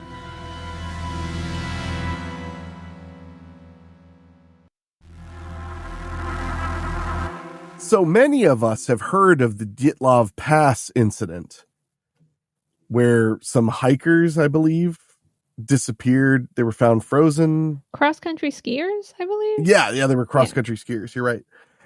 And there's a lot of mystery around it. Michelle believes it was just an avalanche. Mm-hmm. And she did do quite a bit of research. So, yeah. Well, the Yuba County Five, which I had never heard about until recently, is kind of called the Dyatlov Pass of summertime, or the Dyatlov Pass of America. And I skimmed a little bit. There's a lot of weird details. Cool. just kind of odd things, and it made me really curious about it. So I thought we would talk about it tonight, learn about it together. And of course, I'll use a source of information that is as accurate as it is infallible. Mm-hmm. Wikipedia. Yeah. Of course.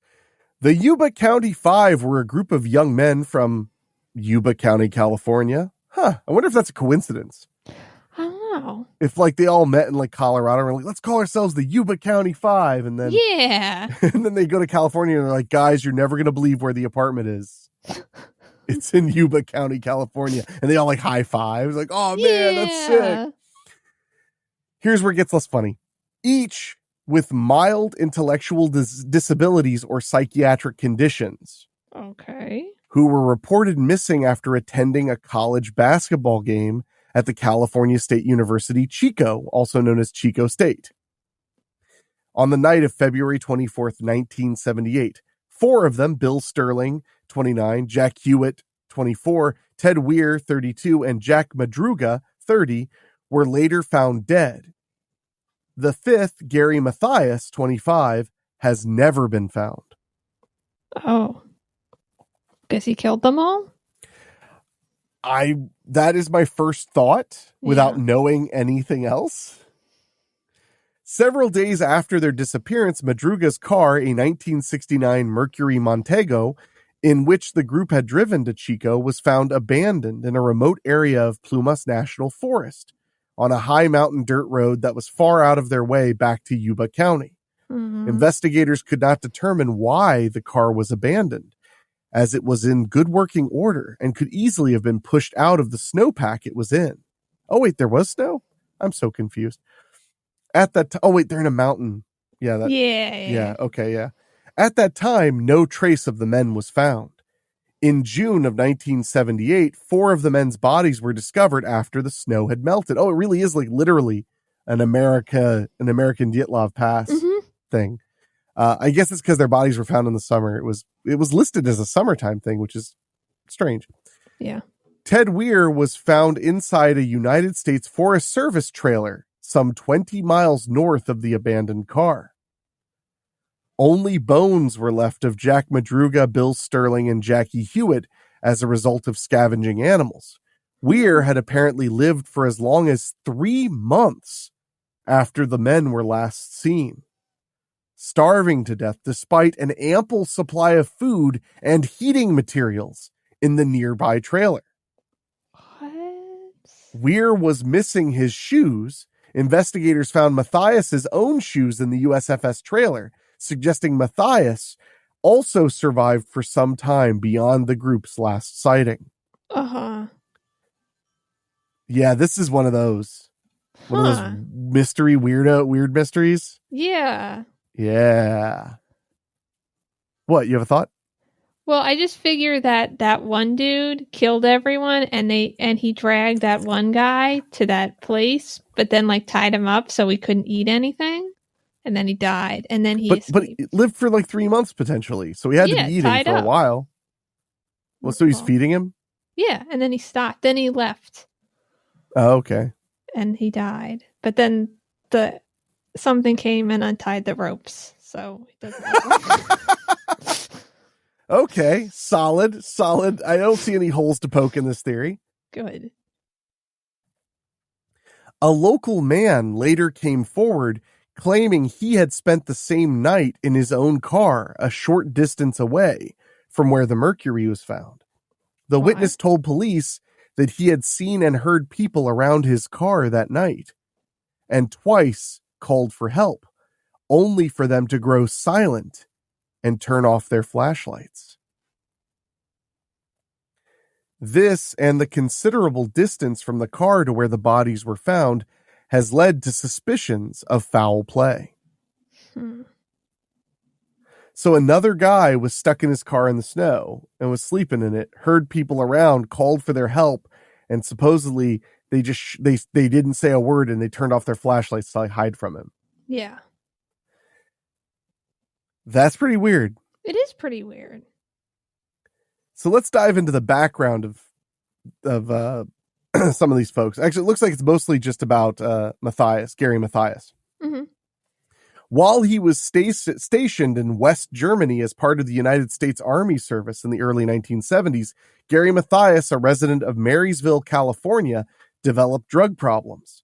This eventually led to him being diagnosed with schizophrenia and being given a psychiatric discharge. Now, remember, all of these gentlemen have some kind of psychiatric issue or disability. Right. Mathias returned to his parents' home in Marysville and began treatment at a local mental hospital. While it had been difficult at first, he was nearly arrested for assault twice and often experienced psychotic episodes that landed him in a local Veterans Administration hospital. Mm-hmm. By 1978, he was being treated on an outpatient basis with trifluoperazine and benzotropine, and was considered by his physicians to be one of our sterling success cases. Mm-hmm. What, you don't believe him? No, I do. It's just that's great until you stop taking the medication. So, I mean, that's pretty accurate. Yeah. Mathias supplemented his Army disability pay by working in his stepfather's gardening business. Off the job, outside of his family, he was close friends with 4 men who either had intellectual disabilities, Weir and Hewitt, or were informally considered slow learners. It's in quotes because, that's the way they said it back then. Sterling and Madruga, the later also an Army veteran. The men lived in Yuba City and nearby Marysville. Like Mathias, each man lived with his parents, all of whom referred to them collectively as the boys. Oh, now I'm sad because that sounds awesome. These guys all became friends and started calling themselves the boys. Yeah. Man, that's sad. Like, it just sounds like they were like dudes who needed friends and they came together and then died mysteriously, mostly together. Yeah. The men's favorite leisure activity was sports. Their family said that when the 5 of them got together, it was usually to play a game or go watch one. They played basketball together on a team called the Gateway Gators, a team supported by a local program for people with disabilities. Okay. So on February 25th, the Gators were due to play their first game in a week-long tournament sponsored by the Special Olympics, for which the winners would get a free week in Los Angeles. The 5 men had prepared the night before, some even laying out their uniforms and asking their parents to wake them up on time. Man, that makes me extra sad too. Yeah. Like when I was a kid, that was like what I did if something was really important. I would ask my mom, like, Mom, make sure I'm awake at 7, Some stories are sad. Yeah. Thanks a lot, Michelle, for picking this one. Jeez. I'm sorry. Let's see. They decided to drive to Chico that same night to cheer on the UC Davis basketball team in an away game against Chico State. Madruga, the only member of the group besides Mathias who had a driver's license, drove the group 50 miles north to the Chico State campus in his turquoise and white 1969 Mercury Montego coupe. The men wore only light coats against the cool temperatures in the upper Sacramento Valley at night that time of year. Mm-hmm. After the Davis team won the game, the group returned to Madruga's car and drove a short distance from Chico State to Bears Market in downtown Chico, where they bought snacks, sodas, and cartons of milk. It was shortly before the store's 10 p.m. closing time. The clerk later remembered the men because she was annoyed that such a large group had come in and delayed her from beginning the process of closing the store for the night. Yeah. Michelle's like, yeah, I hate those people too. Yeah. None of the 5 were seen alive again after that point. Wow. Some of their concerned parents waited up for their return home. When morning came and the men had not returned, the police were notified. We're going to take a quick break and then we'll talk about the investigation into the Yuba County Five right after this.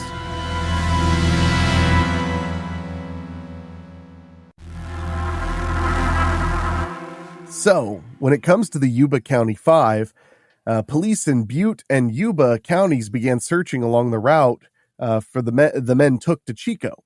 They found no sign of them, but a few days later, a Plumas National Forest ranger told investigators that he had seen a Mercury parked in the forest along Oroville-Quincy Road on February 25th.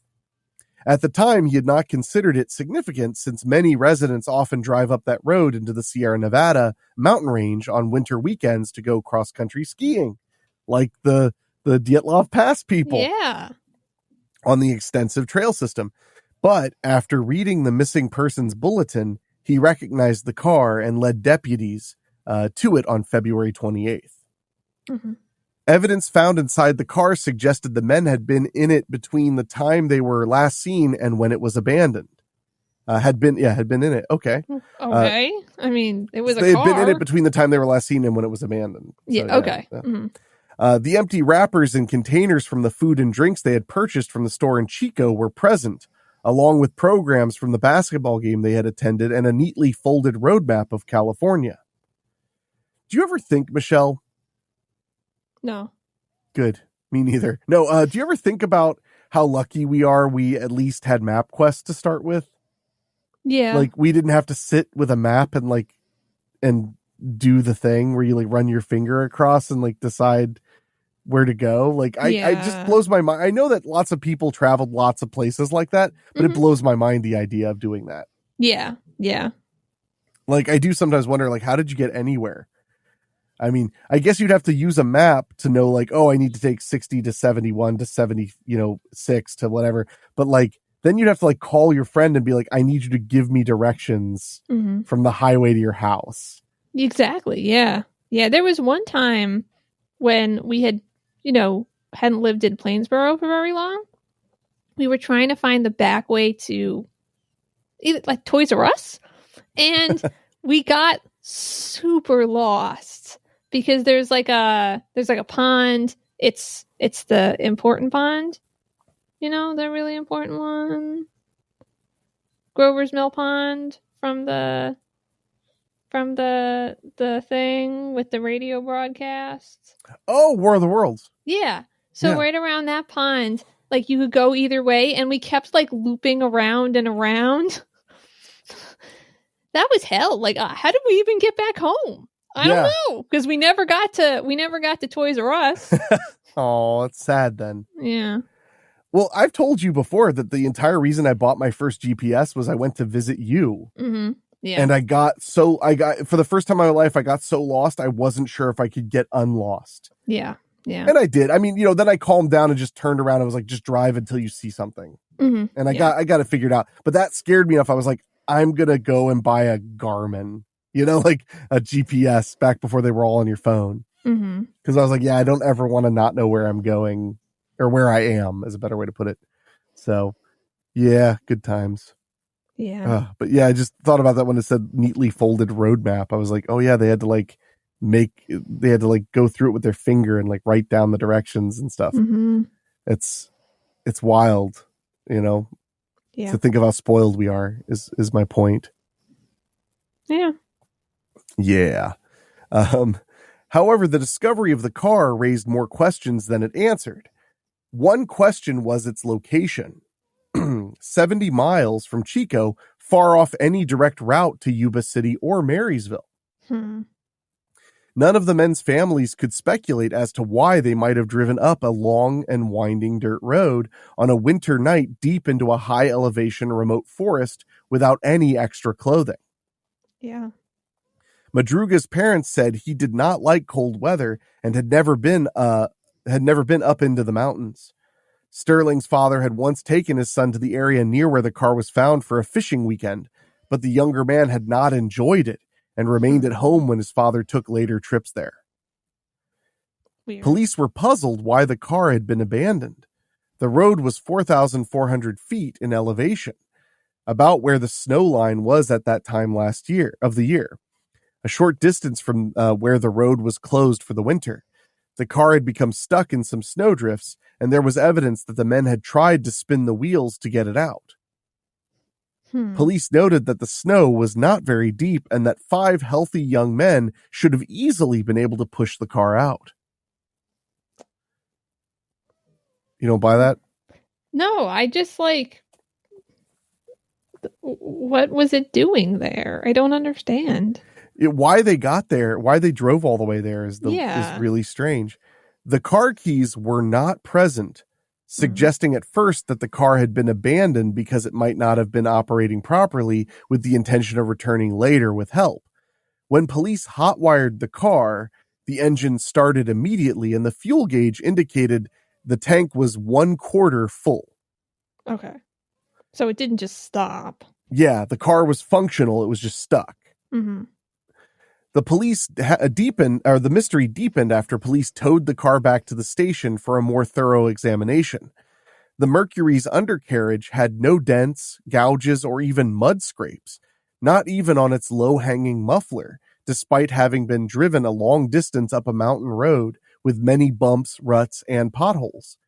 Either the driver had been extremely careful, or it was someone familiar with the road, a familiarity Madruga was not known to have. His family said that Madruga would not have let someone else drive his car. The car was unlocked and had a window rolled down when it was found. Madruga's family indicated it was unlike him to leave the car so unsecured. So somebody like kind of kidnapped them, maybe? Driving them somewhere? Maybe. But how would you have kept, like, you if it wasn't one of them, then you have 5 able-bodied men who are athletic and young. Yeah. You know? So it gets tricky. Yeah. Well, the problem is they found the bodies near the car, right? And they were bones, basically. So we don't know if they were okay when this happened. Well, I mean, we would know if they had been shot or anything, though. Oh, I guess. And maybe we'll find. I mean, that I don't know yet. You're like, I blame society. It's always our fault. Efforts to search the vicinity were hampered by a severe snowstorm that day. 2 days later, after searchers and snowcats nearly became lost themselves, further search efforts were called off due to continuing bad weather. Other than the car, no trace of the men was found. In response to local media coverage of the case, police received several reports of some or all of the men being sighted after they had left Chico, including some reports of them being seen elsewhere in California or the country. Most of the reports were easily dismissed, but 2 of the sightings stood out. And we'll get to those sightings after this quick break. Oh yeah, now you're stuck. You have to come back or else.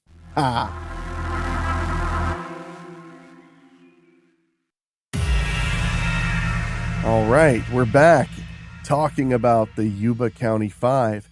So apparently the one sighting of two sightings that stood out were Joseph Schons, Schons? S-C-H-O-N-S? I don't know. Of Sacramento. Sorry? Schons? I was trying to... Yeah, it's okay. I don't know. Schons? Sure. Schons? I think it might be Schons, actually. It might be. Of Sacramento told police he inadvertently wound up spending the night of February 24th and 25th near where the Montego was found. Right. We mentioned him a little bit. He had driven up there where he had a cabin to check the snowpack in advance of a weekend ski trip with his family. At 5:30 p.m., about 150 feet up the road, Schons, too, had gotten stuck in the snow. In the process of trying to free it, he realized he was beginning to experience the early symptoms of a heart attack. That's why he was calling for help. And went back in, keeping the engine running to provide heat. 6 hours later, lying in the car and experiencing severe pain. God, what a nightmare. That's terrifying. Friggin'. Sean saw headlights coming up behind him. Looking out, he saw a car parked behind him, headlights on, with a group of people around it, one of whom seemed to him to be a woman holding a baby. Okay. He called to the party for help, but they stopped talking and switched their headlights off. Later, he saw more lights from behind him, this time flashlights. That also went out when he called to them. After that, Sean said at first he recalled a pickup truck parking 20 feet behind him briefly and then continuing on down the road. Later, he clarified to police that he could not be sure of that since at the time he was almost delirious from pain. Mm-hmm. After Sean's car ran out of fuel in the early morning hours, his pain subsided enough for him to walk 8 miles down the road to a lodge. Oh my God. Where the manager drove him home, passing the abandoned Montego at the place where he had recalled hearing the voices originate. Mm-hmm. Doctors later confirmed he had indeed experienced a mild heart attack. Poor guy. What a crazy side note in this thing. Yeah. His pain had subsided enough to walk 8 miles in the snow. Yeah, because there's no cell phones. So what else is he going to do? Just die there? That's what you do. Yeah. You die. Back then, you just die. That's what you had. That was the plan. Man, that's friggin', that made me creeped out as much as anything. Mm-hmm. Weir's mother said ignoring someone's pleas for help was not like her son. If indeed he had been present, she recalled how he and Sterling had helped someone they knew get to the hospital once after overdosing on Valium. Wow. Well, it makes sense, too, if they're in psychiatric treatment. Mm-hmm. They might know somebody who took too much medicine. The other notable report was from a woman who worked at a store in the small town of Brownsville, 30 miles from where the car had been abandoned, which they had reached when they had continued down the road, which they would have reached if they had continued down the road. Mm-hmm. On March 3rd, the woman who saw flyers that had been distributed with the men's picture and information about a $1,215 reward the families had put up, told deputies that 4 of them had stopped at the store in a red pickup truck. Huh. So there's only 4, mm-hmm. and we got a pickup truck again. Yeah, weird. And I doubt that she would have heard anything about Schoen's report because he was just a guy who had a heart attack. The day after, and this was the day after the disappearance. So the next day, the store owner corroborated her account. The woman said she immediately realized that the men were not from the area because of their big eyes and facial expressions. What? It says that in quotes. Okay. 2 of the men whom she identified as Hewitt and Sterling were in a telephone booth outside the store, while the other 2 went inside. Police said she was a credible witness, and they took her account seriously. Mm-hmm. Additional details came from the store owner, who told investigators that the men whom he believed to be Weir and Hewitt came in and bought burritos, chocolate milk, and soft drinks.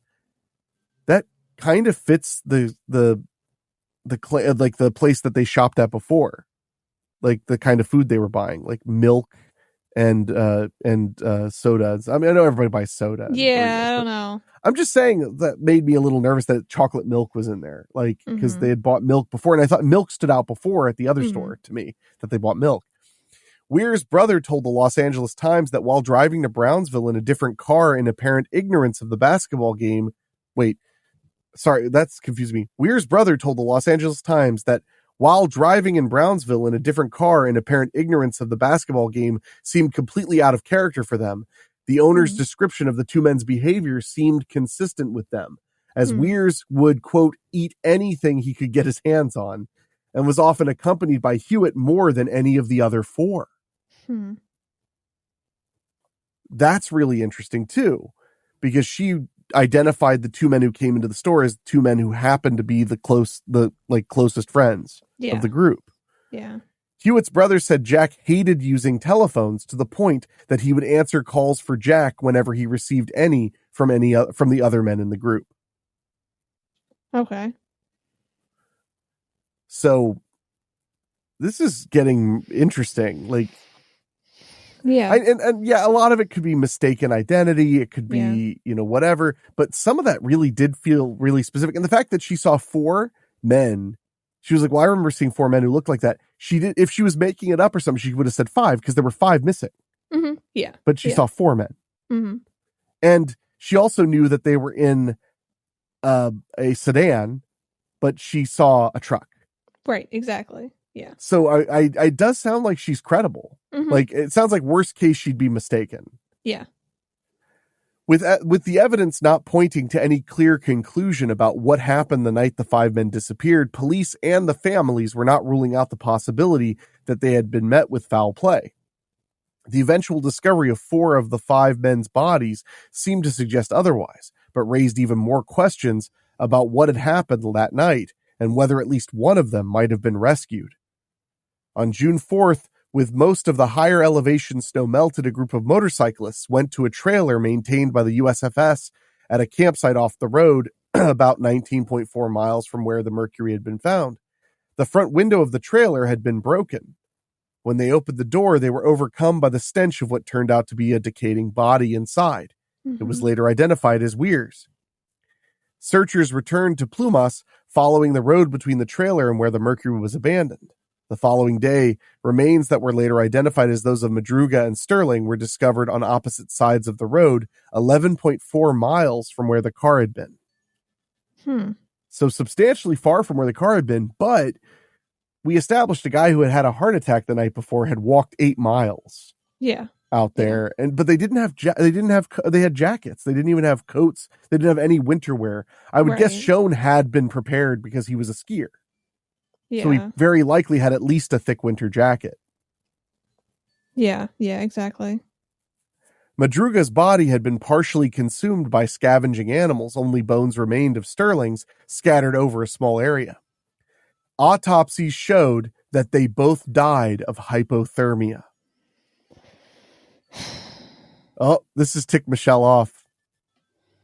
No, I just don't believe I don't think that the person at the convenience store, I don't think they saw them. I think that they were just trying to get, like, the car was stuck and for whatever reason they couldn't unstick it and they tried to get back to civilization and they could not and they died. And you think it's just like a cruel coincidence that the 5th man just never was found? I think he's just somewhere. Okay. Yeah. I don't get the whole guy in the cabin thing, but everything else I don't. Well, and the fact that there was food nearby, but he still starved to death. That's weird. And I don't know what that means, though. Yeah. No, definitely. Well, we'll dive even deeper into it after this quick break.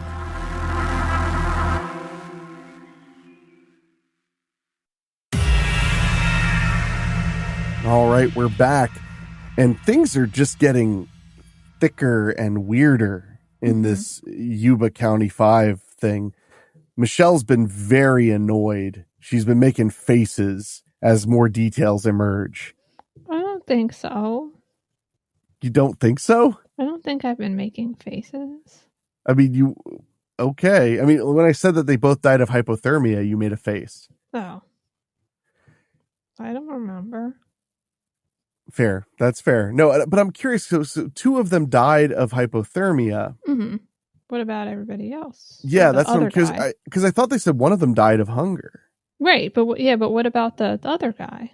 Yeah. So let's see what else there is to get into. Deputies think that one of them may have given in to the need to sleep that comes with late stages of hypothermia, while the other stayed by his side and died the same way. Geez, that's really sad. God. 2 days later, as part of one of the other search parties, Hewitt's father found his son's backbone under a manzita bush. And he just knew it was him. Hey, you don't have a child. You just know. Right. Yeah. No, but that's really sad and upsetting. 2 miles northeast of the trailer.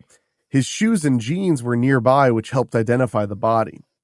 The next day, a deputy sheriff found a skull downhill from the bush 300 feet away, confirmed by dental records later to have been Hewitt's. His death was also attributed to hypothermia. Around a quarter mile northwest of the trailer, searchers found 3 Forest Service blankets and a rusted flashlight next to the road. It could not be determined how long those items had been there. Since Mathias had presumably not taken his medication, his photograph was distributed to mental institutions all over California. Right. However, no trace of him has ever been found. Wow. Now, as far as evidence inside the trailer, Weir's body, wrapped in 8 sheets, including the head, was found on a bed inside the trailer. Okay. So you're making a face. Yeah, so obviously that was a very sad face. Yeah, obviously he died and someone else was around. Yeah. Okay. And you think they wrapped him up to like respect his body or something? Yeah. Yeah. Out of mourning or whatever. Yeah, or like they didn't want to see it and it was gross, like I would do. Yeah. Oh, Ew. yeah. Ew. You'd be like, ew, you just pushed the corpse right out of the building. You'd be like, yeah, bye. Exactly. Yeah. The autopsy showed that he had died of a combination of starvation and hypothermia. Now that takes quite a bit of time to have starvation begin to kill you. Okay, so I have an idea. Yeah. Maybe he wasn't in that. Maybe him and the other guy that they never found survived for a while, and they found that like cabin at the end, and it was just too late. It gets weirder. Oh. Weir had lost nearly half of his 200-pound body weight. Mm-hmm. The growth of his beard suggested he had lived slightly more than 3 months from when he had last shaved. Okay. That would be my estimate too, because when you don't eat anything, you generally don't lose more than about a pound a day. Mm-hmm. And sometimes less. It's something like 0.8 or 0.9 pounds a day is the average when you're not eating anything. Okay. So for him to lose almost 100 pounds, he'd have to be alive a minimum of 100 days. Okay. Probably more. But the beard growth is a really good point too. His feet were badly frostbitten, almost gangrenous. Yeah. He'd been outside On the table next to the bed were some of Weir's personal effects, including his wallet with cash inside, a nickel ring with Ted engraved on it, and a gold necklace he also wore. Also on the table was a gold watch, missing its crystal, which Weir's family said was not his. And a partially melted candle. He was wearing a velour shirt and lightweight pants, but his shoes could not be found. Most puzzling to the investigators was how Weir had come to his fate. The trailer's fireplace had not been used, despite an ample supply of matches and paperback novels to use as kindling. Mm-hmm. Heavy forestry clothing, which could have kept the men warm, was also remained where it was stored. A dozen sea ration cans from a storage shed outside had been opened and their contents consumed, but a locker in the same shed that held an even greater assortment of dehydrated foods and enough to keep, listen to this. A greater assortment of dehydrated foods, enough to keep all 5 men fed for a year if necessary. There was enough food to feed 5 men for a year. Wow. Had not even been opened.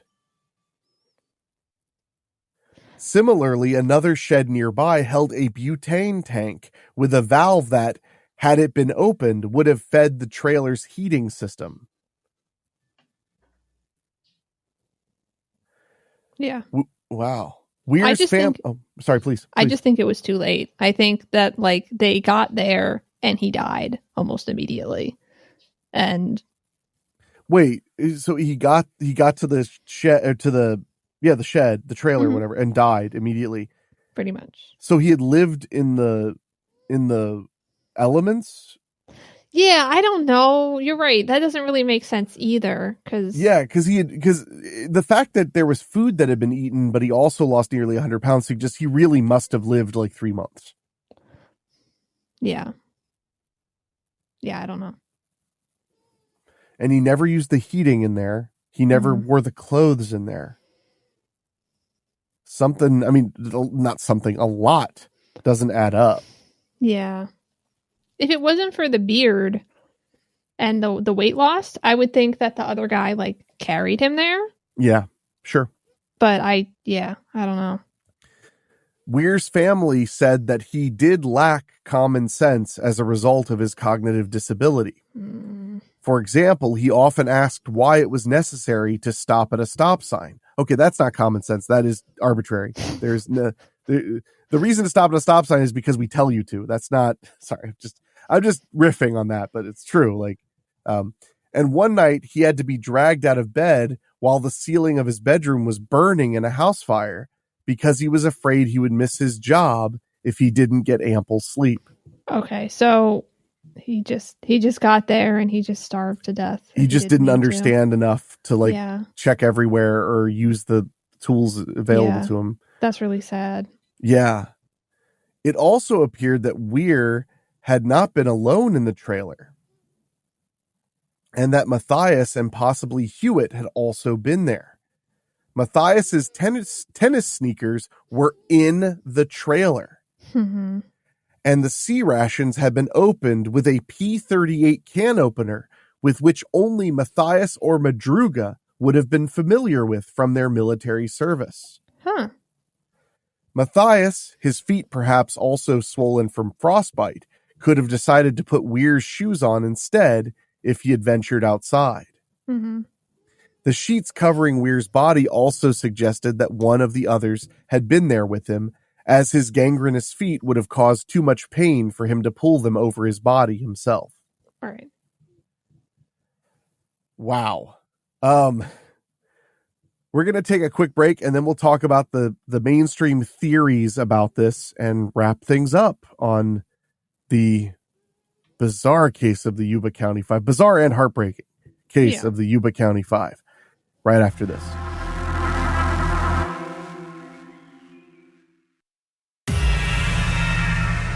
Now, as we wrap up this conversation about the Yuba County Five, I'm really curious to hear what the official theories are as to what happened.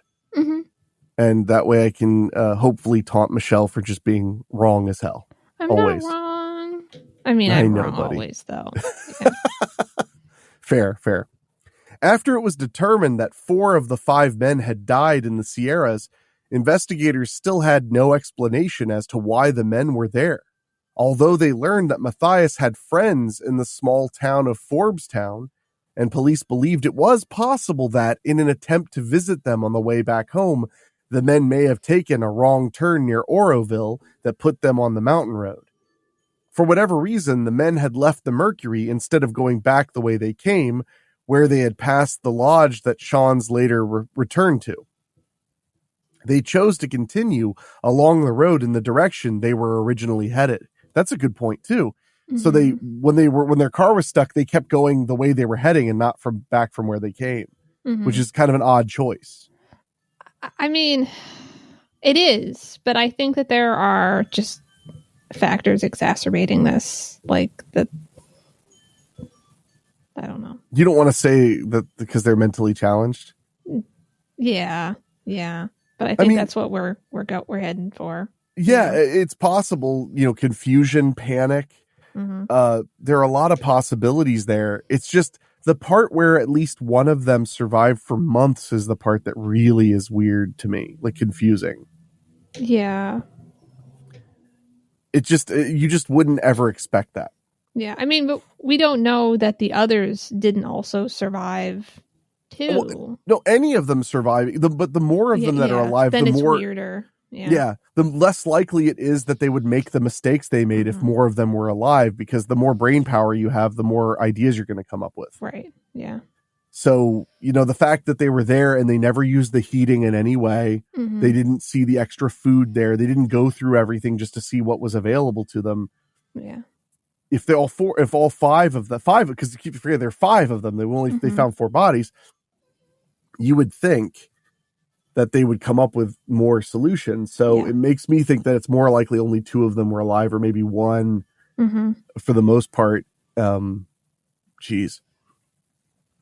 The day before the men went missing, the USFS Snowcat had gone along the road in that direction to clear snow off the trailer roof so it would not collapse.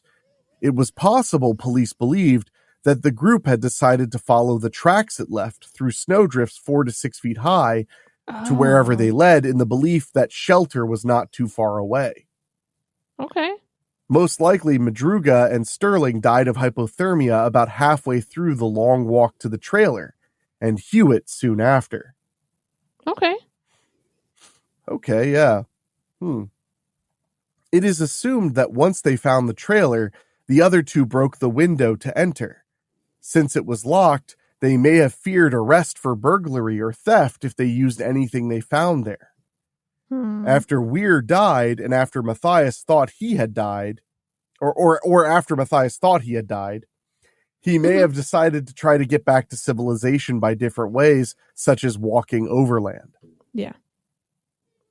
That checks out. So the fact that Mathias, the idea that Mathias may have worn Weir's shoes because his feet were swollen, that checks out. Mm-hmm. The fact that he left the body in a respectful manner, that checks out. Maybe. But Mathias is just a total mystery. We really don't know where he is or anything. Pretty sure he just died. And they just didn't find his body. It sounds likely. Yeah. Man, but that's it. Those are the main theories of the Yuba County Five. That's rough, man. I guess the main reason so many details are focused on Mathias is not necessarily because he was a suspect so much as because he was the only one that could be alive. Mm-hmm. Yeah. So they looked into him a ton. Yeah. And put out, photographs of him everywhere and stuff, trying to figure out where he was. He would have turned up by now, you'd think. Yeah. Yeah. But I'm also just shocked they never found him. I'm not. Yeah? Yeah. I mean, we don't know even what direction he walked in or how far he got. And then things probably ate him. So. When things ate other people, too. Exactly. But they just kind of found. But that doesn't mean that his body can't still just be out there somewhere like deep in the woods. Well, by now, I mean, it's very much just bones. Yeah. Yeah. So, because we're talking 1978. So that was 47 years, 5 months, and 28 days ago. Because I'm a savant and not because they automatically populate that on Wikipedia. Yeah. So, yeah. With that all being said, hey, sometimes when I struggle to remember how old I am, I check Wikipedia because it automatically populates my age. That's nice. For a month or so, you're like, wait, am I 37 or 30? Yeah, I'm dumb. Okay, I'm stupid. It's fine. No. I'm going to be 39 next month. Go me. Yeah. So I did it. But yeah, the Yuba County Five thing, it's very eerie. I'm actually curious, like after the show, now I kind of want to see if there are any cool documentaries about it. Mm-hmm. For when I'm feeling morbid. Yeah. I'm weird. I love spooky stuff, but I can get very affected by true crime. I can get very, very sad or whatever. I don't know if you remember that year on Weekly Spooky. I was doing true crime stories around Christmas. And after I did one, I literally ended the show by saying, I'm not doing any more this month because it's made me really, really sad. Yeah. So they can start to get to me. That's why I try to sprinkle, it'll be sometimes true crime, sometimes folklore, which is a little less harsh on my old brain bean. Mm-hmm. So, but this was interesting. I'd never heard of it before. I unfortunately, it does sound like it's just misadventure with a lot of odd extra steps that don't make sense to us because of some of the participants' intellectual disabilities. Yeah. Yeah. Man, that's so sad. Yeah, it really, really is. Great job, Chell. Way to keep the mood up. You're welcome. Well, we're going to take a quick break and then we're going to wrap things up for the month by talking a little bit about horror movies in the theater and some scariness on Reddit and try to get the mood up. Jeez, gosh. Chell's the worst, I swear. Yeah. I'm gonna act like you pick these because I know you won't argue it. You'll just be like, I do. Sorry. We'll be right back.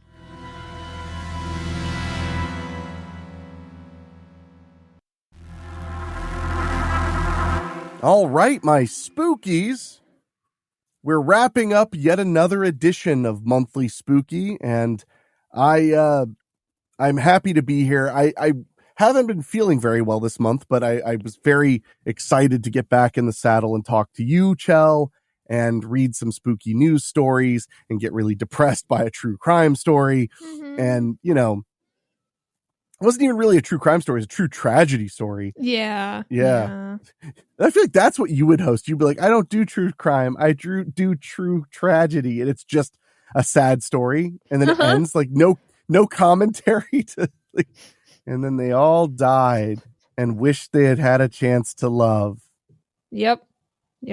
Email me at this by, that should be True Sads. You could just have a podcast called True Sads instead of True Crime. It's just sad stories. You're just reading anything sad in the newspaper. Yeah. Anyway, bye. You're like, oh my God, my niche. Yeah. I found it. So as far as horror and stuff coming up, there's so much interesting stuff coming up. We've got some really interesting horror movies like Keeper that's coming out later this year. We've got Nightmare on Elm Street series is finally coming out in 4K. They're doing the entire 7 movies in 4K. Yeah. Really excited about that. Night of the Living Dead 1990 is getting a 4K release, and they're releasing the director's cut for the first time ever, which is like really exciting because the director's cut is legendary for being like really gory and crazy. Because the movie was like destroyed by the MPAA to get an R rating. They cut like all the violence out of it, and it was directed by like one of the greatest special effects artists of all time. And then they cut all the effects out. That sucks. So there's a lot of interesting stuff like that coming up. October's going to be really fun. I'm going to try so hard because I got to keep up with Weekly Spookies needs, but I'm going to try so hard to try and go to a haunted house every weekend. Like I did almost every weekend last year, and it was amazing. Mm-hmm. Yeah. And you should go to a haunted house. No. They still scare you? No, I just feel really awkward. I don't know what I'm supposed to do. As opposed to what? Less awkward? I don't know. Well, I feel like you would know exactly what to do on a haunted trail. They're like, walk through this trail. That's what you have to do. Yeah, but then like people come out and I'm like, okay, what am I supposed to do now that you can see me and I can also see you? I feel like that's just you at the grocery store as well, but okay. Yeah, exactly. Why would I want to go through that and pay money for it? Okay, point taken. But there were 2 horror films in the theater in the last month that I went and saw that I really enjoyed. And they were Together, which is a horror romance movie about a married couple who get exposed to a type of magical water, basically. Yeah. And whenever they touch, their bodies start to graft together. Oh, I feel like I heard about this. It was really good. I really enjoyed it. It's not that I heard about that. It's that I know a comic artist that made a comic like that. Oh. Yeah. I wonder if it was also called Together. It was really, really good. Huh. Yeah, this was not a comic based on a comic book. Yeah, I mean, I would know if something was based on his comics. I would know. I would know. I like that. I like that attitude. But it was really good. I thought I had really interesting things to say about love, marriage, and life. And it was also creepy and gross. Then the big hit horror movie of the year, which might become the #1 horror movie of the year, Weapons, from the director of Barbarian. Mm-hmm. Sorry? I don't know what Barbarian. It was an incredible, unexpectedly great movie. Like, it came out and everybody that saw it, the word of mouth was excellent because people were like, whoa, when they watched it. It just blew their minds. But it's basically about a town where a group of kids in an 8th grade class all disappear except one boy. And the town is just like torn apart by it. It's really interesting. Anything more than that's a spoiler because it's so, like, the trailers tell you so little. But I really enjoyed it. I'm going to try and go see it again this week. So cool. But that's the horror I've seen this week in the theater, or this month in the theater. Chell, do you have anything spooky from Reddit to close us out? I can, but I do want to say that I know about Weapons from NPR. Of course you do. Yeah. Anyway, so there's one thing from Reddit that I thought was okay, and I'm going to kind of try to remember exactly what it was, but it was from basically the person. So when she was a kid, her mom used to make like silver jewelry, like handcrafted silver jewelry. Mm-hmm. And she was really into silver rings. So she had 3 silver rings from her mom that she used to wear all the time. I think she was like a teenager or something like that, like a young teenager. And at one point they went to the beach, and she's wearing all her rings. So she puts all her rings in her shoe, like way in the back, so that they can go in the water and it'll be okay. When she gets out, the rings are just gone. And they didn't see anybody. There was no one else on the beach, so they don't really understand what happened.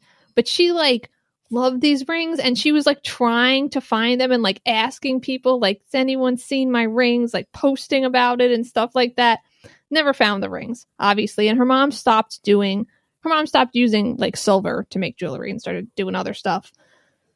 And there's all this stuff, she had a really weird childhood, and they had to move in the middle of the night one time, so they didn't have any of the same belongings from that period of time. It's been 30 years, and they're living in a house that they're about to move into a new house, but they're living in a house, with none of the stuff that they used to have. And so they're getting ready to move, cleaning out the shed, and in the back of the shed there's a dresser that has all her mom's jewelry making stuff in it, and one of the rings is just in there. And she has no idea. No one has any idea. No one on Reddit could say anything that actually made sense.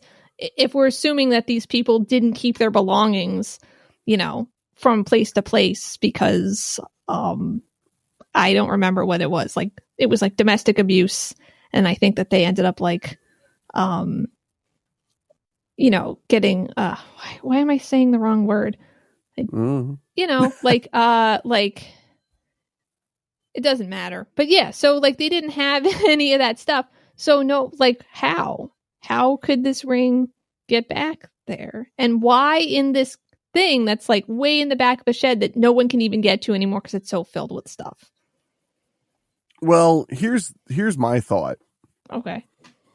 When you have to do things under duress, move suddenly or whatever, you forget minor details. Very much because of the adrenaline, the fight or flight, everything is happening all at once. You get overwhelmed and you have to kind of get by as best you can. Mm-hmm. So it wouldn't surprise me to have taken something or remembered something or grabbed it and put it somewhere and forgotten. I think that would totally be reasonable. I mean, I don't disagree with you, but this is something that she had been searching for years at that point.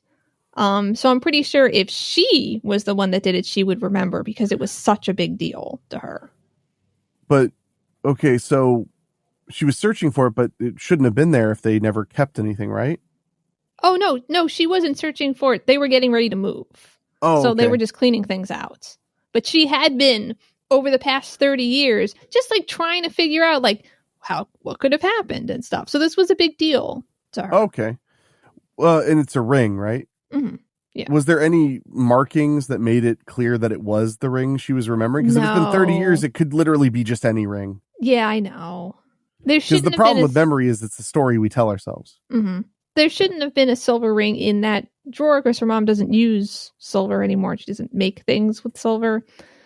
But yeah, I don't know. I mean, I saw she put a picture of it, and it honestly did look like maybe it could have come from somewhere else. It didn't look so handmade to me that I was 100% sure that a person made it and not a factory. But yeah. Plus, silver rings are the most common rings. Yeah. Sterling silver rings. They're not very expensive. So that one, I think it could have been a mistake, just a simple mistake in whatever, because 30 years, your memory is going to be not great. And rings, little things like rings, that could have been from a previous owner or somebody, you know what I mean? I don't know. I don't think it could be from a previous owner because it was in their stuff.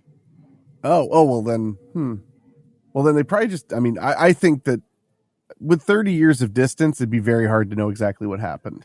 Yeah. But it just seems to me like somebody forgot something was there or, I would, especially if they were emphasizing that they had to leave places suddenly and rush around and stuff, then I think that it was just misplaced or misunderstood. Yeah. That's my opinion, but it's boring. Maybe. Or aliens. Because the thing is, if this was, yet another multiverse issue, then why not find a jewelry box full full of the stuff your mom made that, you know, still exists now that didn't before, as opposed to like one buried somewhere where you wouldn't have noticed it anyway. Yeah. That's all. Wow, you're really like standing for these guys. You're like, no, I think this was ghosts. No, I'm not disagreeing with you. No, but that is creepy and odd. Silver ring. And the other thing is, with silver rings being so common, it's like, who knows why you find things. Yeah. You know? My first thought would be test the ring, like see if it's actually made of silver, or if it's like costume jewelry. Like I would be like check if it's handmade, like get it looked at. Yeah. But you know, or just enjoy the Reddit clout. Yeah. And on that note about Reddit clout, thank you guys so much for joining us for another episode of Monthly Spooky. This really is a lot of fun to do every month. And I'm glad you guys enjoy it. I noticed when you guys post on social media and stuff, somebody, I'm so sorry I can't remember your name, listener, but had commented on a movie comment on Weekly Spooky's Tube of Terror on Facebook and said, like, whatever gets me to the next episode of Monthly Spooky, and it made me really happy. So, but thank you guys for listening. We'll be back next month celebrating the end of September and the beginning of spooky season. So, yeah. And email me at weeklyspooky@gmail.com if you have something spooky you want us to talk about, or you want to send me a birthday present. I'll take it. But until next time, I've been Enrique, and you've been... I've been here, too.